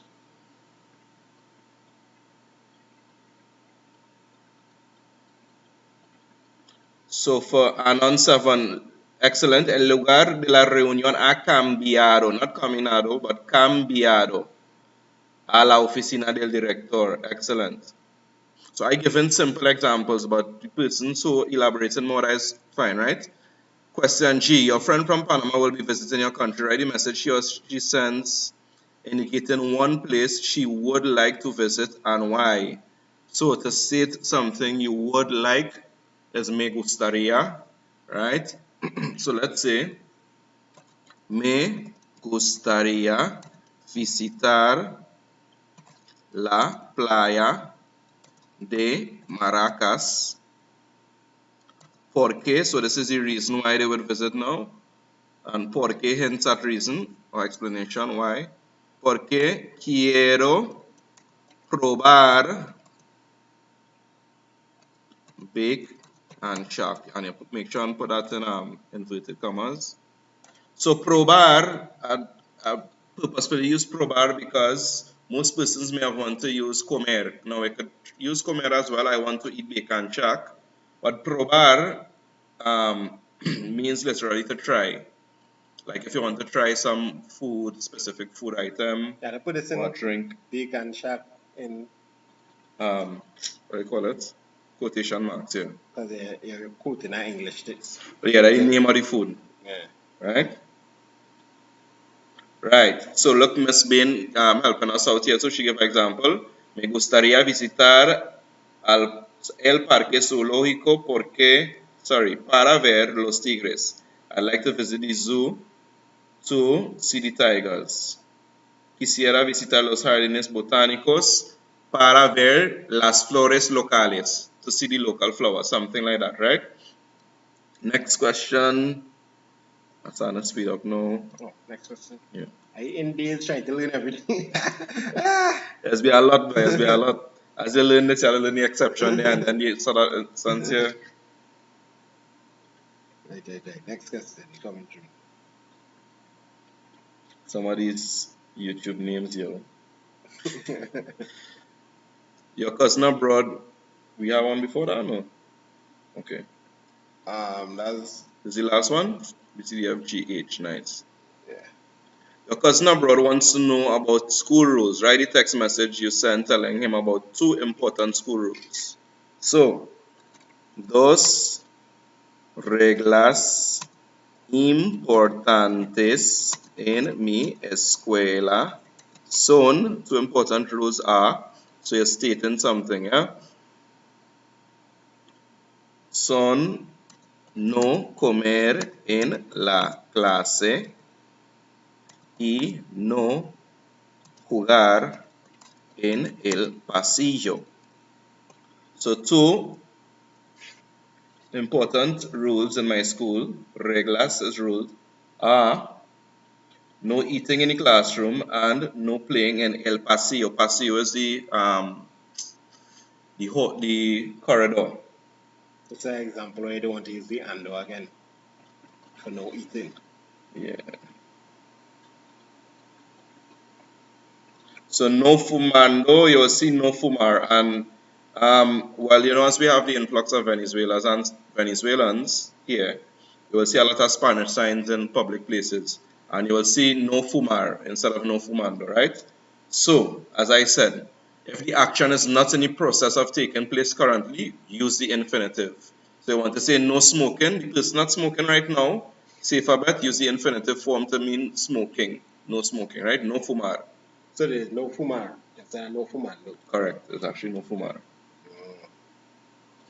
Next question. Right. So where are we moving to now? So that is the situations, as I Wait, say. there are 2 more. HIJ. Okay, yeah. I was say I was counting. I don't know reach 10 yet. So we have 10 situations, 3 marks for each, a total of 30 marks. Most of the marks in the exam is from the situations and the letter. So 30 marks racking up here real fast. easy. So you can just drop out that Yep. fast.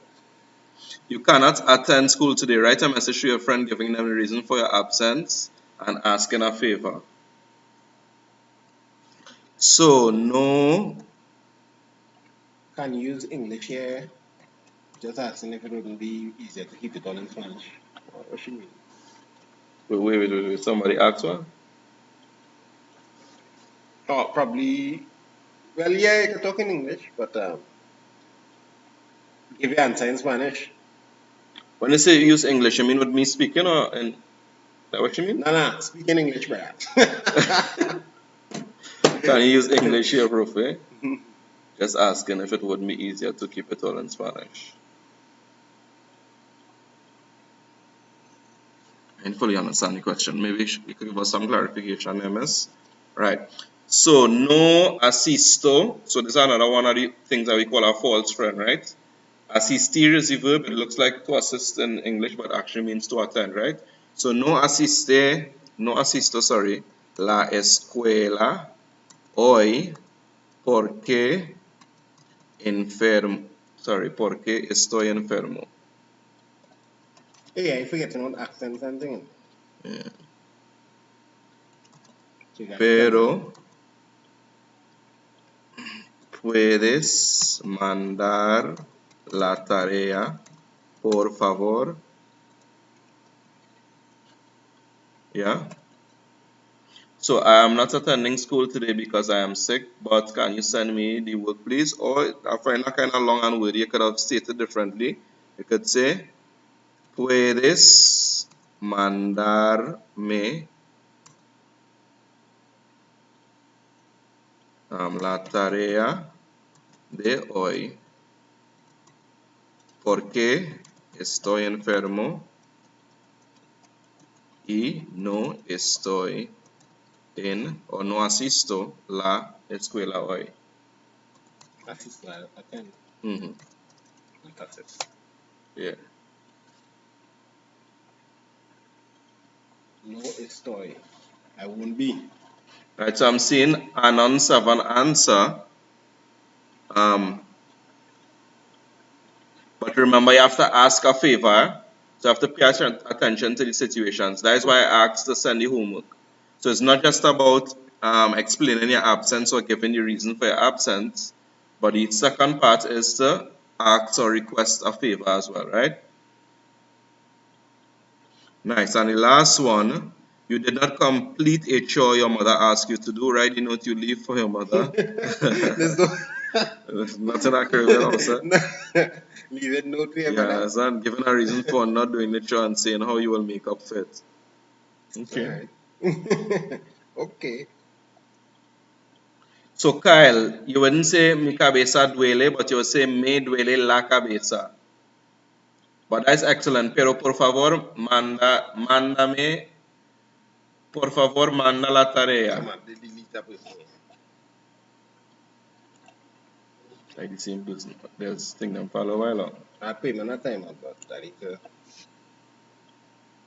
What do you mean though? I don't know. I don't wanna know. Yeah. Afraid to know. So we see here you did not complete the chore.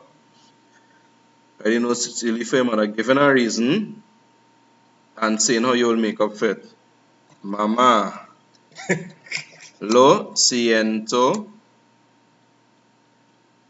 Sorry. Que no lavé, accent on the E, la ropa porque estaba estudiando para mis exámenes, coma, pero voy a lavar la ropa por toda la semana. Lo siento, pero era tarde por mis clases y limpiaré mi dormitorio después de... Not this, like French. Después de las clases. So, Kotoy, that is an excellent response as well. I just prefer you all do it. As I always tell students, teaching a foreign language kind of real cool because out of it, right? The student had to do more work than the teacher, I feel so. But the student has always had to do more work than the teacher, but like as I always tell my students, is all you had to make the mistakes now. All you had to try a thing and realize, oh shucks. And then when you bring it to me, I'll say, right, correct it here. So we as the teachers really supposed to just be our guide now. Nice. So let's move on to the next section real quick. Which is A full 30 marks in the next section just for racking up. Really going on in Spanish, right? yeah. No, I wasn't planning to do all of them, So I'm not doing the letter because that would take too long. So use the following outline as a guide to write a letter of no more than 130 to 150 words in Spanish. Use the appropriate tenses to the topic. Use the tenses appropriate to the topic, sorry. You will be penalized for disregarding these instructions. So do not disregard the people's instructions. A storm has just passed through your island.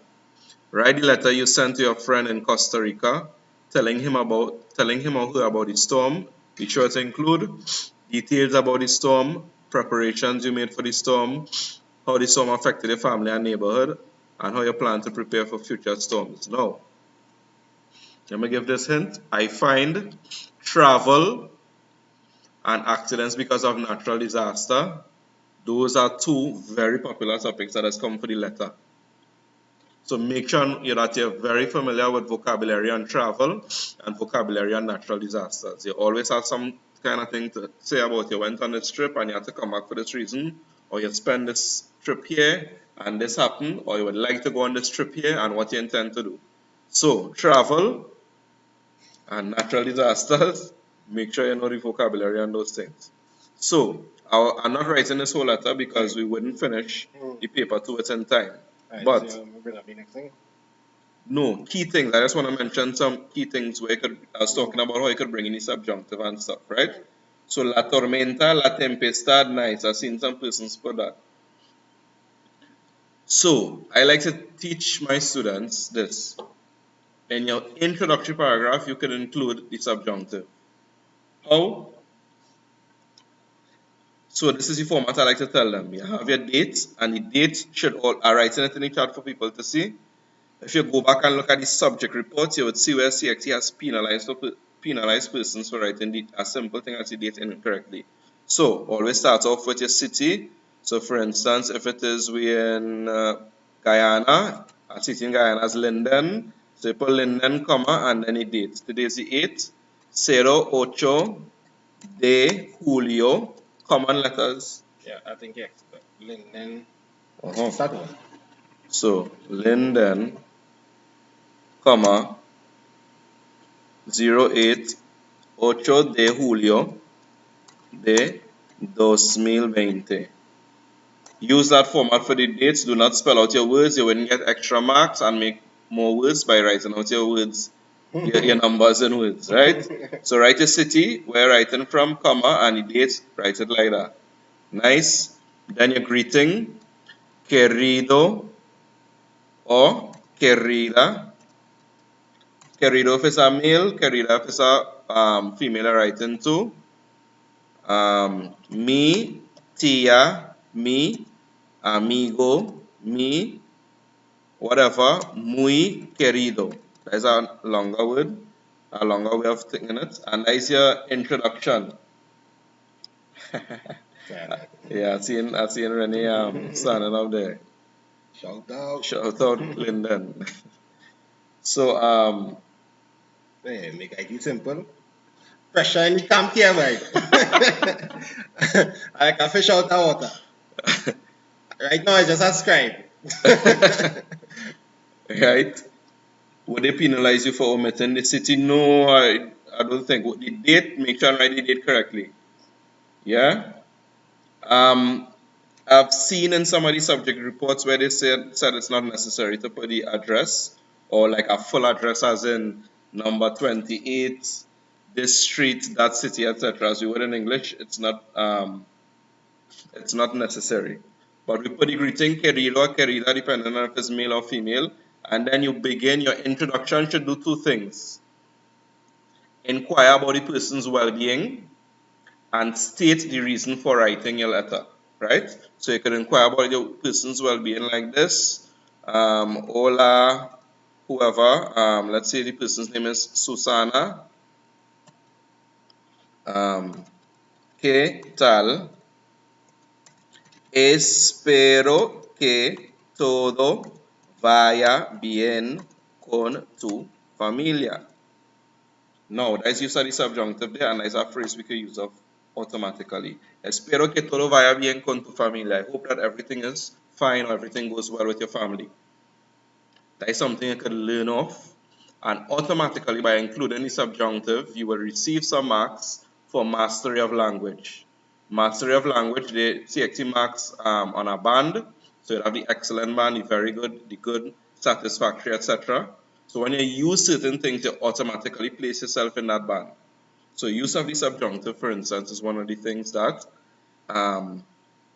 we use to give us extra marks mastery of language, right? So let me just see the what do you call it? The letter itself here.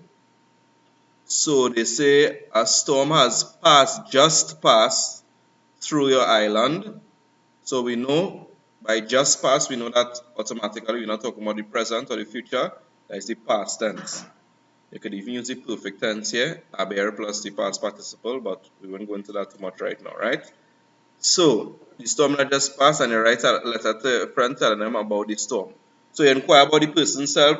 Hola, ¿cómo está? Espero que todo está bien. Hace un rato que no hablamos. It's been a while since we spoke. This wasn't say my teacher would say that you could extend the greetings as much as possible. Well, not as much as possible. Remember, we have a limited word count. But I guess the saying that in case you don't have enough ammunition to fill in the other part of the. Yeah, but you see, you could write a greeting with, this is the thing, right? You could write a greeting with perfect, that you learn off, perfect Spanish, perfect grammar, mastery of language, and you forget to mention one of the points, or you do not develop a point properly, you will lose marks for that. And you would say that points were not developed properly. That's what be the critique that CXC gives. Or they will say student didn't elaborate on all the points. So it's not like you're pushing up one and losing out the other. Right. The most important thing is sticking to the points, right? And then we will say now, so there are two ways of stating the purpose of writing. We could state it explicitly, or we could state it implicitly. Explicitly, as Koto is writing here, te escribo para contarte, to tell you, or para decirte. I would use, instead of que, I would use sobre, and whatever the thing is. So sobre una tormenta que pasó, accent on the O, por mi país. That is the explicit way, or the outright way of saying it, right? You can implicitly state the purpose of writing your letter like this, something like this.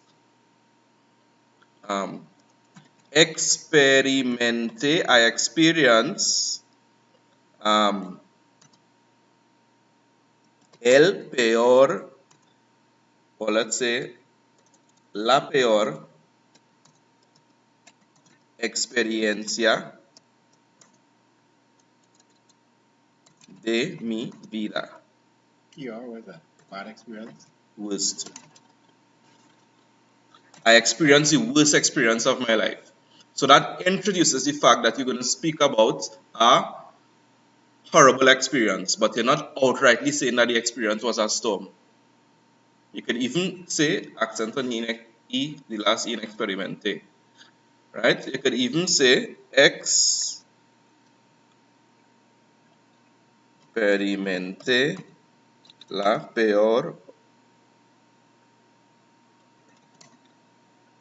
tormenta o tempestad de nunca. Am I confused a bit? De nunca. Nunca means never. In Spanish, we just use double negatives. Let's say de mi vida. Yeah. I experienced the worst storm of never. And I perfect grammar in Spanish.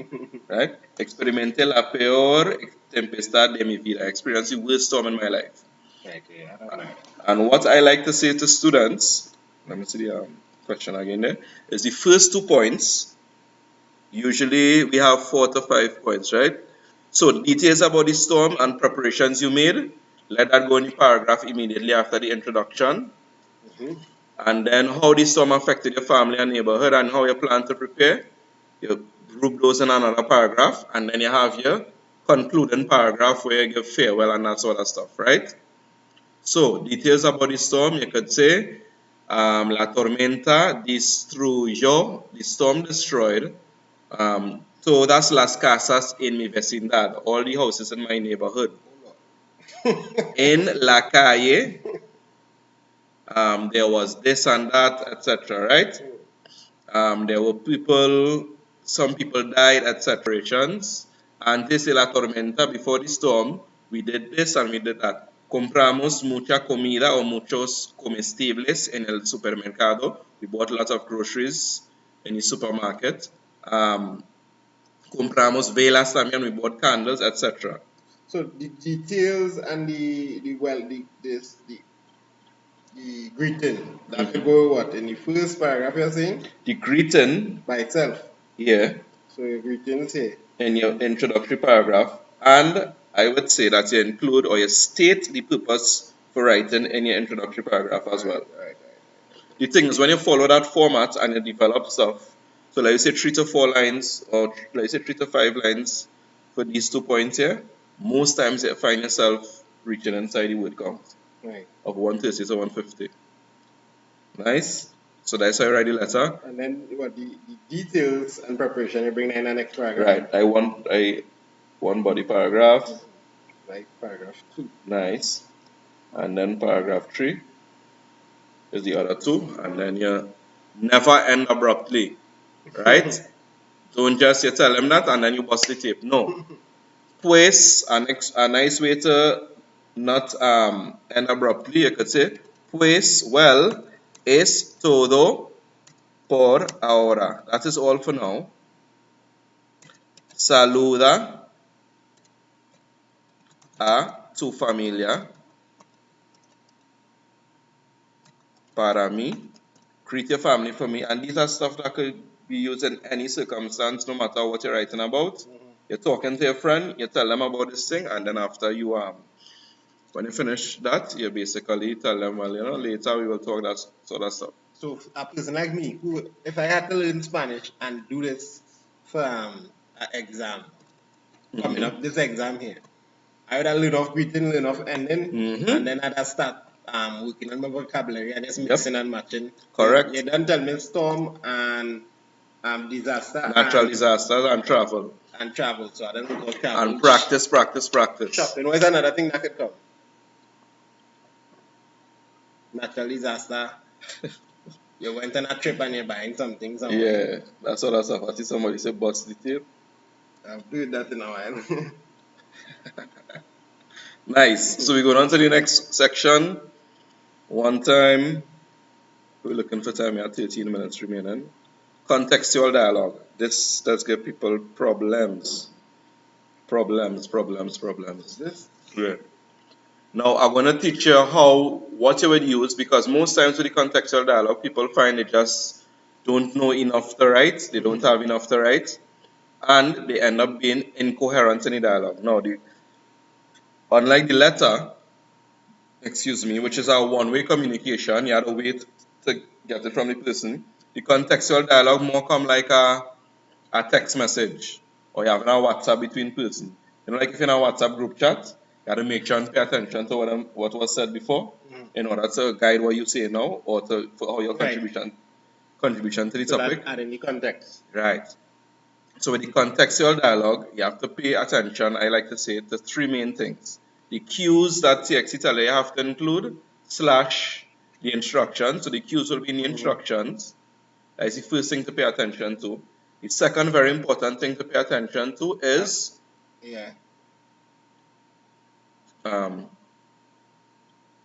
instructions. Cue / instructions. Number 2 is what was said before. So if you look where you see in yo in the actual passage, you'll see the person saying, ¿Estás seguro que quieres viajar sin tu mamá y sin mí? ¿Cómo te sientes? Are you sure you want to travel without your mom and me? How do you feel? So you have to pay attention what was said before, because that will be a hint to you. Most times, whatever is the last thing that the person said will tell you what you need to say first in your response. And the third thing you need to pay attention to is what comes after, because what comes after will almost always be an indication of the last thing you said. So it's a kind of back and forth, you're going back and forth. And the only way we'd master this is with a lot of practice.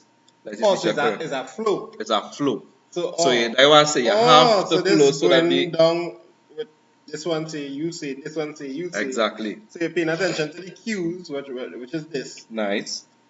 Why I spell cues? cues. Mm-hmm. I was thinking another thing, and then Thinking K. yeah. Thinking in Spanish already. And then Thinking in Spanish already. then then you paying attention to what said before, or what said after, just to know where you're going to fit in there, right? Cool. And what I tell students to do as well, before you start to write anything, read out the entire passage.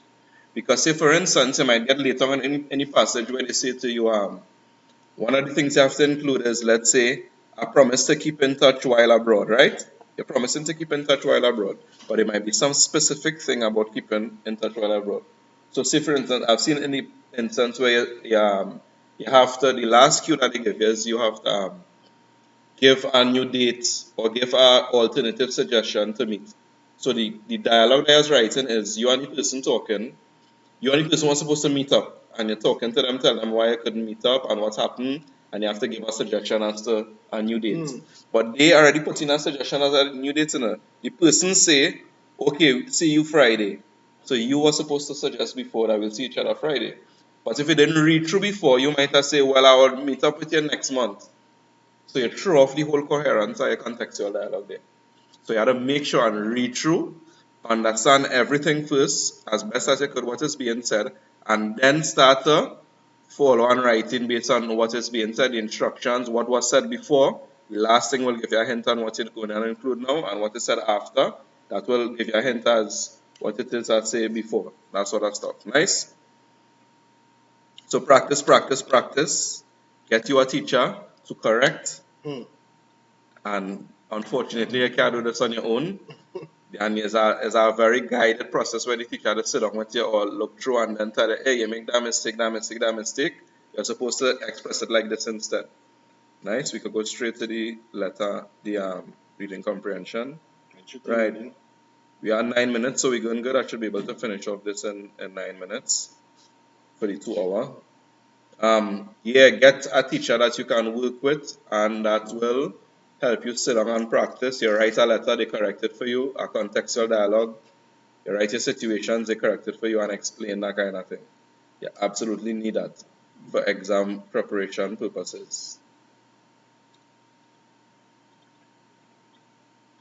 So the letter, see why I keep saying letter, the reading comprehension. Right, so the reading comprehension and dialogue, those are 20 marks each, come up to 40, and the letter and the situations 30 marks each. So being marked out of 100 marks for the paper 2. Nice.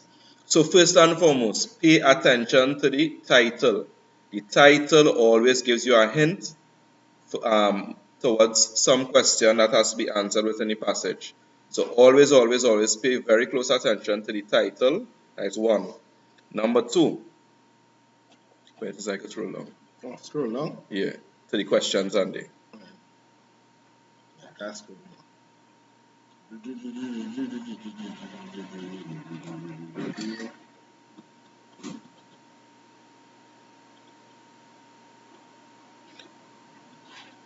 Nice. So they say answer in English the following questions based on the selection you have just read. Use a complete sentence for each response. Use a complete. People like to just write off. Alright, there's one word. CXC wants complete sentence in English. You should be glad I get to write in English for once in the exam. Right? Yeah, it's a happy moment. Make it count. Oh, thank you, Lord. Make sure you make it count. You're not just writing one word answers, but make sure you're making it count. Yeah, we're going to Quintessential after. Yeah. That's what we're going to do oral stuff and paper 1. Paper 1, the listening comprehension, etc. Right? So what was the right? So look at this, right? The questions. What we need to know, the first thing we're paying attention to is the title, and we have to read the passage as well. Nice. But with regard to the questions, the answers to the questions are always found sequentially in the passage. What does that mean? If it is the answer for question A is found in paragraph 1, the answer to question 2 is found in paragraph 2, you wouldn't find the answer to question 3 being found back in paragraph 1. Everything would always follow a sequence. Also, normally sequence, sure. Yeah. Similar to English. with the English English A. Yeah. So long may I do that, I forget. But yeah. So if it is you find yourself, you think the answer is behind when it is you done past that section, you are most probably incorrect. So pay attention. So what was another thing I suggest to students? You will never know every single word in the language. I do not know every single word in Spanish. You will not know every single word in Spanish. Most likely you will find words that you don't know the meaning, you never met, and it might throw you off within the passage. So before you read the passage and meet a word that you don't know and get confused, I suggest to students read questions before you read the passage. So streamline the information you're looking for. Remember, we be in time here, right? So if you know, right, what was the narrator's parents' response? You're looking for a response to the dog. What was the narrator doing? Okay, some action now is taking place. So you know that is specific information that you need to go and seek out in the passage. Everything may not be, every single word will not be applicable to you. Nice? So let me go to the passage now and just translate it real quick. So, for the love of a puppy, desde que puedo recordar, siempre había querido un perro. Since I could remember, I always wanted a dog. Mis padres me decían, my parents said to me, ahora no, not now. El año que viene quizás, perhaps next year. So you see, nice the parents' response there. El año que viene. El año que viene, yeah. Sí, que viene. Quizás, quizás. Perhaps. Okay. So, pero nunca lo recibí, but I never received it. Un día, one day, pasando tiempo con mi primo, spending time with my cousin, and once again, you see, speaking of action that was in the process of taking place, so he used the pasando there. If the action that you're talking about is not in the process of taking place, but you want to say doing this or doing that, you use the infinitive instead. So, for instance, running is a good exercise. Correr es un buen ejercicio.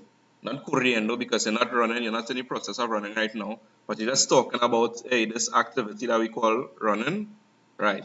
So you use the infinitive when the action is not actually taking place, and you mean ing form of the verb. Nice? So my parents said to me, not now, next year perhaps, pero nunca lo recibí, but I never received it. Un día, one day, pasando tiempo con mi primo, spending time with my cousin, fuimos a nadar en el agua cristalina de un río cercano. We went to swim in the crystal waters of a river nearby. Cuando vimos a Philly por primera vez, when we saw Philly for the first time, le dimos comida y agua fresca. We gave him fresh water, y Philly nos siguió a casa, and Philly followed us to home, or followed us home. You notice the object pronoun in Spanish is always before the conjugated verb. So that's why we have le dimos. So it kind of will be back to front if in English now. Which one is that? That one. Siguió? Siguió. So Nice. nos siguió. Right, nos siguió. He followed us. That's the past tense, the preterite, right? He followed us home. Mis padres no estaban contentos al principio. My parents weren't happy at the beginning. Pero después de horas de rogarles, but after hours of begging them, se dieron, they gave in.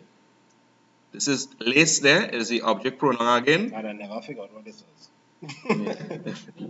So, because the verb is not conjugated, the verb is in the infinitive, we stick it on to the end of the verb. So the only time the object pronoun comes before the verb is when it is conjugated. If the verb is not conjugated, you're going to put the object pronouns added to the verb sticked on, right? Solo un día después observé que Philly era un perro demasiado travieso. So only one day later, I observed that Philly was a quite mischievous dog, or a very mischievous dog, right? Really demasiado. Yeah. That's mischievous. That is too much, like. Or too much. Yeah. Also, he was too. Okay. He was too mischievous, or was a dog? Travieso. I never figured Travieso is mischievous, yeah. See my vocabulary going through the Siempre estaba metido en problemas. He was always in problems. Meter means to place literally. It's a synonym for poner. Poner and meter means to put out a place. But you could say meter en problemas, like to end up in problems, yeah? Siempre estaba metido en problemas. Mordía zapatos, y chewed on shoes, y rompía las cosas de todo el mundo sin cesar. And he broke things of everyone without ceasing or without stopping, right? Morder is a verb which means to chew or to bite.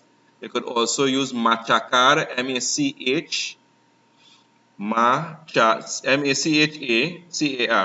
And you could also say is machacar, morder. And the next word is missing is I can't remember the next word. Another word that means to chew right now, right? But machacar could also mean like to mash up, like if mashed potatoes, that kind of thing, yeah? And what is this mundo sin Cesar? Right, todo el mundo literally means all the world, but it translated to mean everyone, right? And he broke these things of everyone sin cesar, that means without stopping or without ceasing. Oh, so this is todo el mundo. Todo el mundo, yeah. Right, that's still connected, right? Cool. Okay, I understand. And if you want to say without doing something, sin, S-I-N, which means without, followed by the verb in the infinitive. So, without looking, I answered her call. People asking when is ours in Trinidad? The 3rd to the 21st of August. Right. Right? So, sin plus the infinitive means without doing something. Sin mirar, responde a ella. Without looking, I responded to her. Nice. Un día mi mamá se enojó tanto que gritó a Philly por causa de su mal comportamiento. So one day my mom became annoyed. My mom became so annoyed that she shouted at Philly, Philly's the dog, por causa de, because of his bad behavior, y no permitió que Philly entrara jamás a nuestra casa. And she didn't allow Philly to ever enter our house. Jamás means never. Okay, double negative. Yeah. No permitió jamás. She didn't ever allow. I've seen some Form 4 going into Form 5 students know that it's Justin Mohammed. I'm mistaken for somebody as Jeremy Mohammed, right? So Philly se puso a gemir como se entendiera lo que se le había dicho. So Philly began to groan or moan. You know, dogs just make that song, right? Like when you get them like something, don't beat animals, guys. Sing TTSBC come from it, right? So he began to moan as if he understood what had been said. Now, se puso, that is if a poner being used in the reflexive form, and it is used when we want to speak about emotions. So, me pongo muy triste. I become very sad, right? Esa noche me dormí muy triste. That night I slept very sadly. Soñé que Philly se acercó a mi mamá y le dijo, I dreamt that Philly, acercarse means to draw closer or to approach my mom. So I dreamt that Philly, dreamt that the dog approached his mother and said, I'm sorry, mom. Es que soy muy juguetón. I'm very playful. I'm sorry. En mi sueño, so all of this is in the dream, right? The dog talking.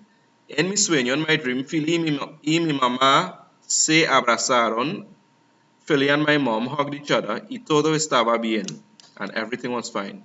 Al día siguiente, the following day, abrí la puerta del patio para buscar a Philly, pero no estaba. The following day, I opened the door of the patios, like the gallery or veranda. I don't know what you would use in different islands. I opened the door to search for Philly, but he wasn't there. Recordé que pasó ayer con Philly. I remember what happened yesterday with Philly.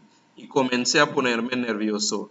I began to become very nervous. Once again, we see poner, say that the poner in the reflexive form being used with a emotion. I became nervous. Mi mamá se deshizo de Philly. Did my mother get rid of Philly? Deshacerse de. Hacer by itself means to do or to make. Deshacerse de, des in front of the hacer, one word, deshacerse de means to get rid of. Right? Did my mother get rid of Philly? It's now with en ese momento, yeah. En este momento, in this moment, oí un ladrido familiar. I heard a familiar bark. Philly estaba ahí. Philly was there. So that's the end of the comprehension. But I want to point to one thing, which is found in the last question. Oh, last question? Yeah. Get all the questions.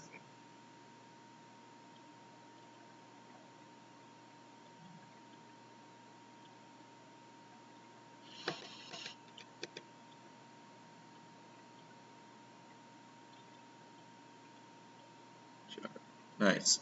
So explain whether or not the narrator's dream became a reality. And the reason you would say it became a reality is because in the dream, Let's say it became a reality. no, right. So they say explain why the dream became a reality. In the dream, Oh, the dog and mom talk. We know that didn't happen, that didn't become reality. right. But in the dream, everything ended off by being okay. And in reality, everything ended up by being okay as well. You hear the dog's back and the dog was still there, right? So usually the questions before the last question, there's be pointing to your understanding of the Spanish, where you have to translate and put into English to show that you understood. And usually the last question shows comprehension by understanding what took place. So they might ask you, how did the person feel? Okay. So the specific word or the specific piece of information like that would not be found to translate any passage to put as your answer. The last So you just question. need to like have the whole understanding of it. Yeah, you need to have the understanding of the thing holistically. Alright. You want to just browse these Yeah, bro, what's that? the questions. Yeah, we could do that quickly. So what was the narrator's parents' response when he asked for a door? If I remember correctly, maybe next year. They always told him next year. What was the narrator doing when Philly came into his life? He was bathing at the river with his cousin. And you notice the mark scheme as well. I don't think I mentioned this, but the mark scheme hints at how many things you're supposed to answer. So let me see the first one again. So what was the narrator's parents' response? I could just see the passage there quick again. For 2 marks, they usually said, not now, next year. So mentioning not now and mentioning next year is where you get your 2 marks. CXC awards the marks like this, so you have to make sure alright, they're asking for 2 marks, so it's 2 things I need to mention. They're asking for 4 marks, I need to mention 4 things. So you're going back looking into the passage for those 4 things. What was the narrator doing when Philly came into trouble? Bathing with his cousin, mentioning what he was doing and with whom, that will give you the 2 marks. Where reach way? Yeah. Right, how did they gain his full trust? They give him They water. fed him and they gave him water. Fed him and give him It's water. real, yeah, it's real back. So yeah, well, you keep your screen up and I will with the passage here. You can do that. Oh, So I will keep the screen. questions here up on YouTube, but the passage up there. Oh, you want to keep the passage here? No, the questions. Oh, but you want the passage. Now I can't do that right now. Alright, no problem. But I think we go there now because yeah, I translate everything. Right, so 2 activities that got him into trouble: breaking up things and chewing shoes. How did his parents react? They were not happy at first, I believe. Yes, you said. he was not happy, he shouted at the door. Right. That's all that stuff, right? And then you just come in. I find this is a real hard 3 marks to squeeze out here for that. It's rare. Yeah. It does usually be like that. So you have to make sure and explain properly. And this is where you will say, you make sure and mention everything ended okay. He didn't get back inside, but he was good. Because that nothing. Remember, we answered based on the passage alone, and not based on what we inferred. So based on the passage, he didn't come back inside, but he was good. Alright. So it was just like the dream in that case. Okay. Alright, so that brings us to the end of part 1 and part 2 going up on Quintessential. So what's the name of your channel? Let's give it there. So we have 129 people on the inside. They'll come across. So we're just going on YouTube and you're searching for Quintessential Language. I type in correct. Learning. Right. Nice. Let me see if I can grab the link. If you're following us on Instagram already, the link is in the bio. So if you want to make it a little easier, you go on Instagram, because I know a lot of persons that I saw here are following there. And you go in the bio there, and you will get through that. I was telling them, make it simple. If you want to click there, see I not subscribe. Just watching it. What you gonna do? Alright, so that's the link. You all click there. We should be on in within 5 to 10 minutes. We'll be back on there. And we're going to continue with orals and paper 1. Nice.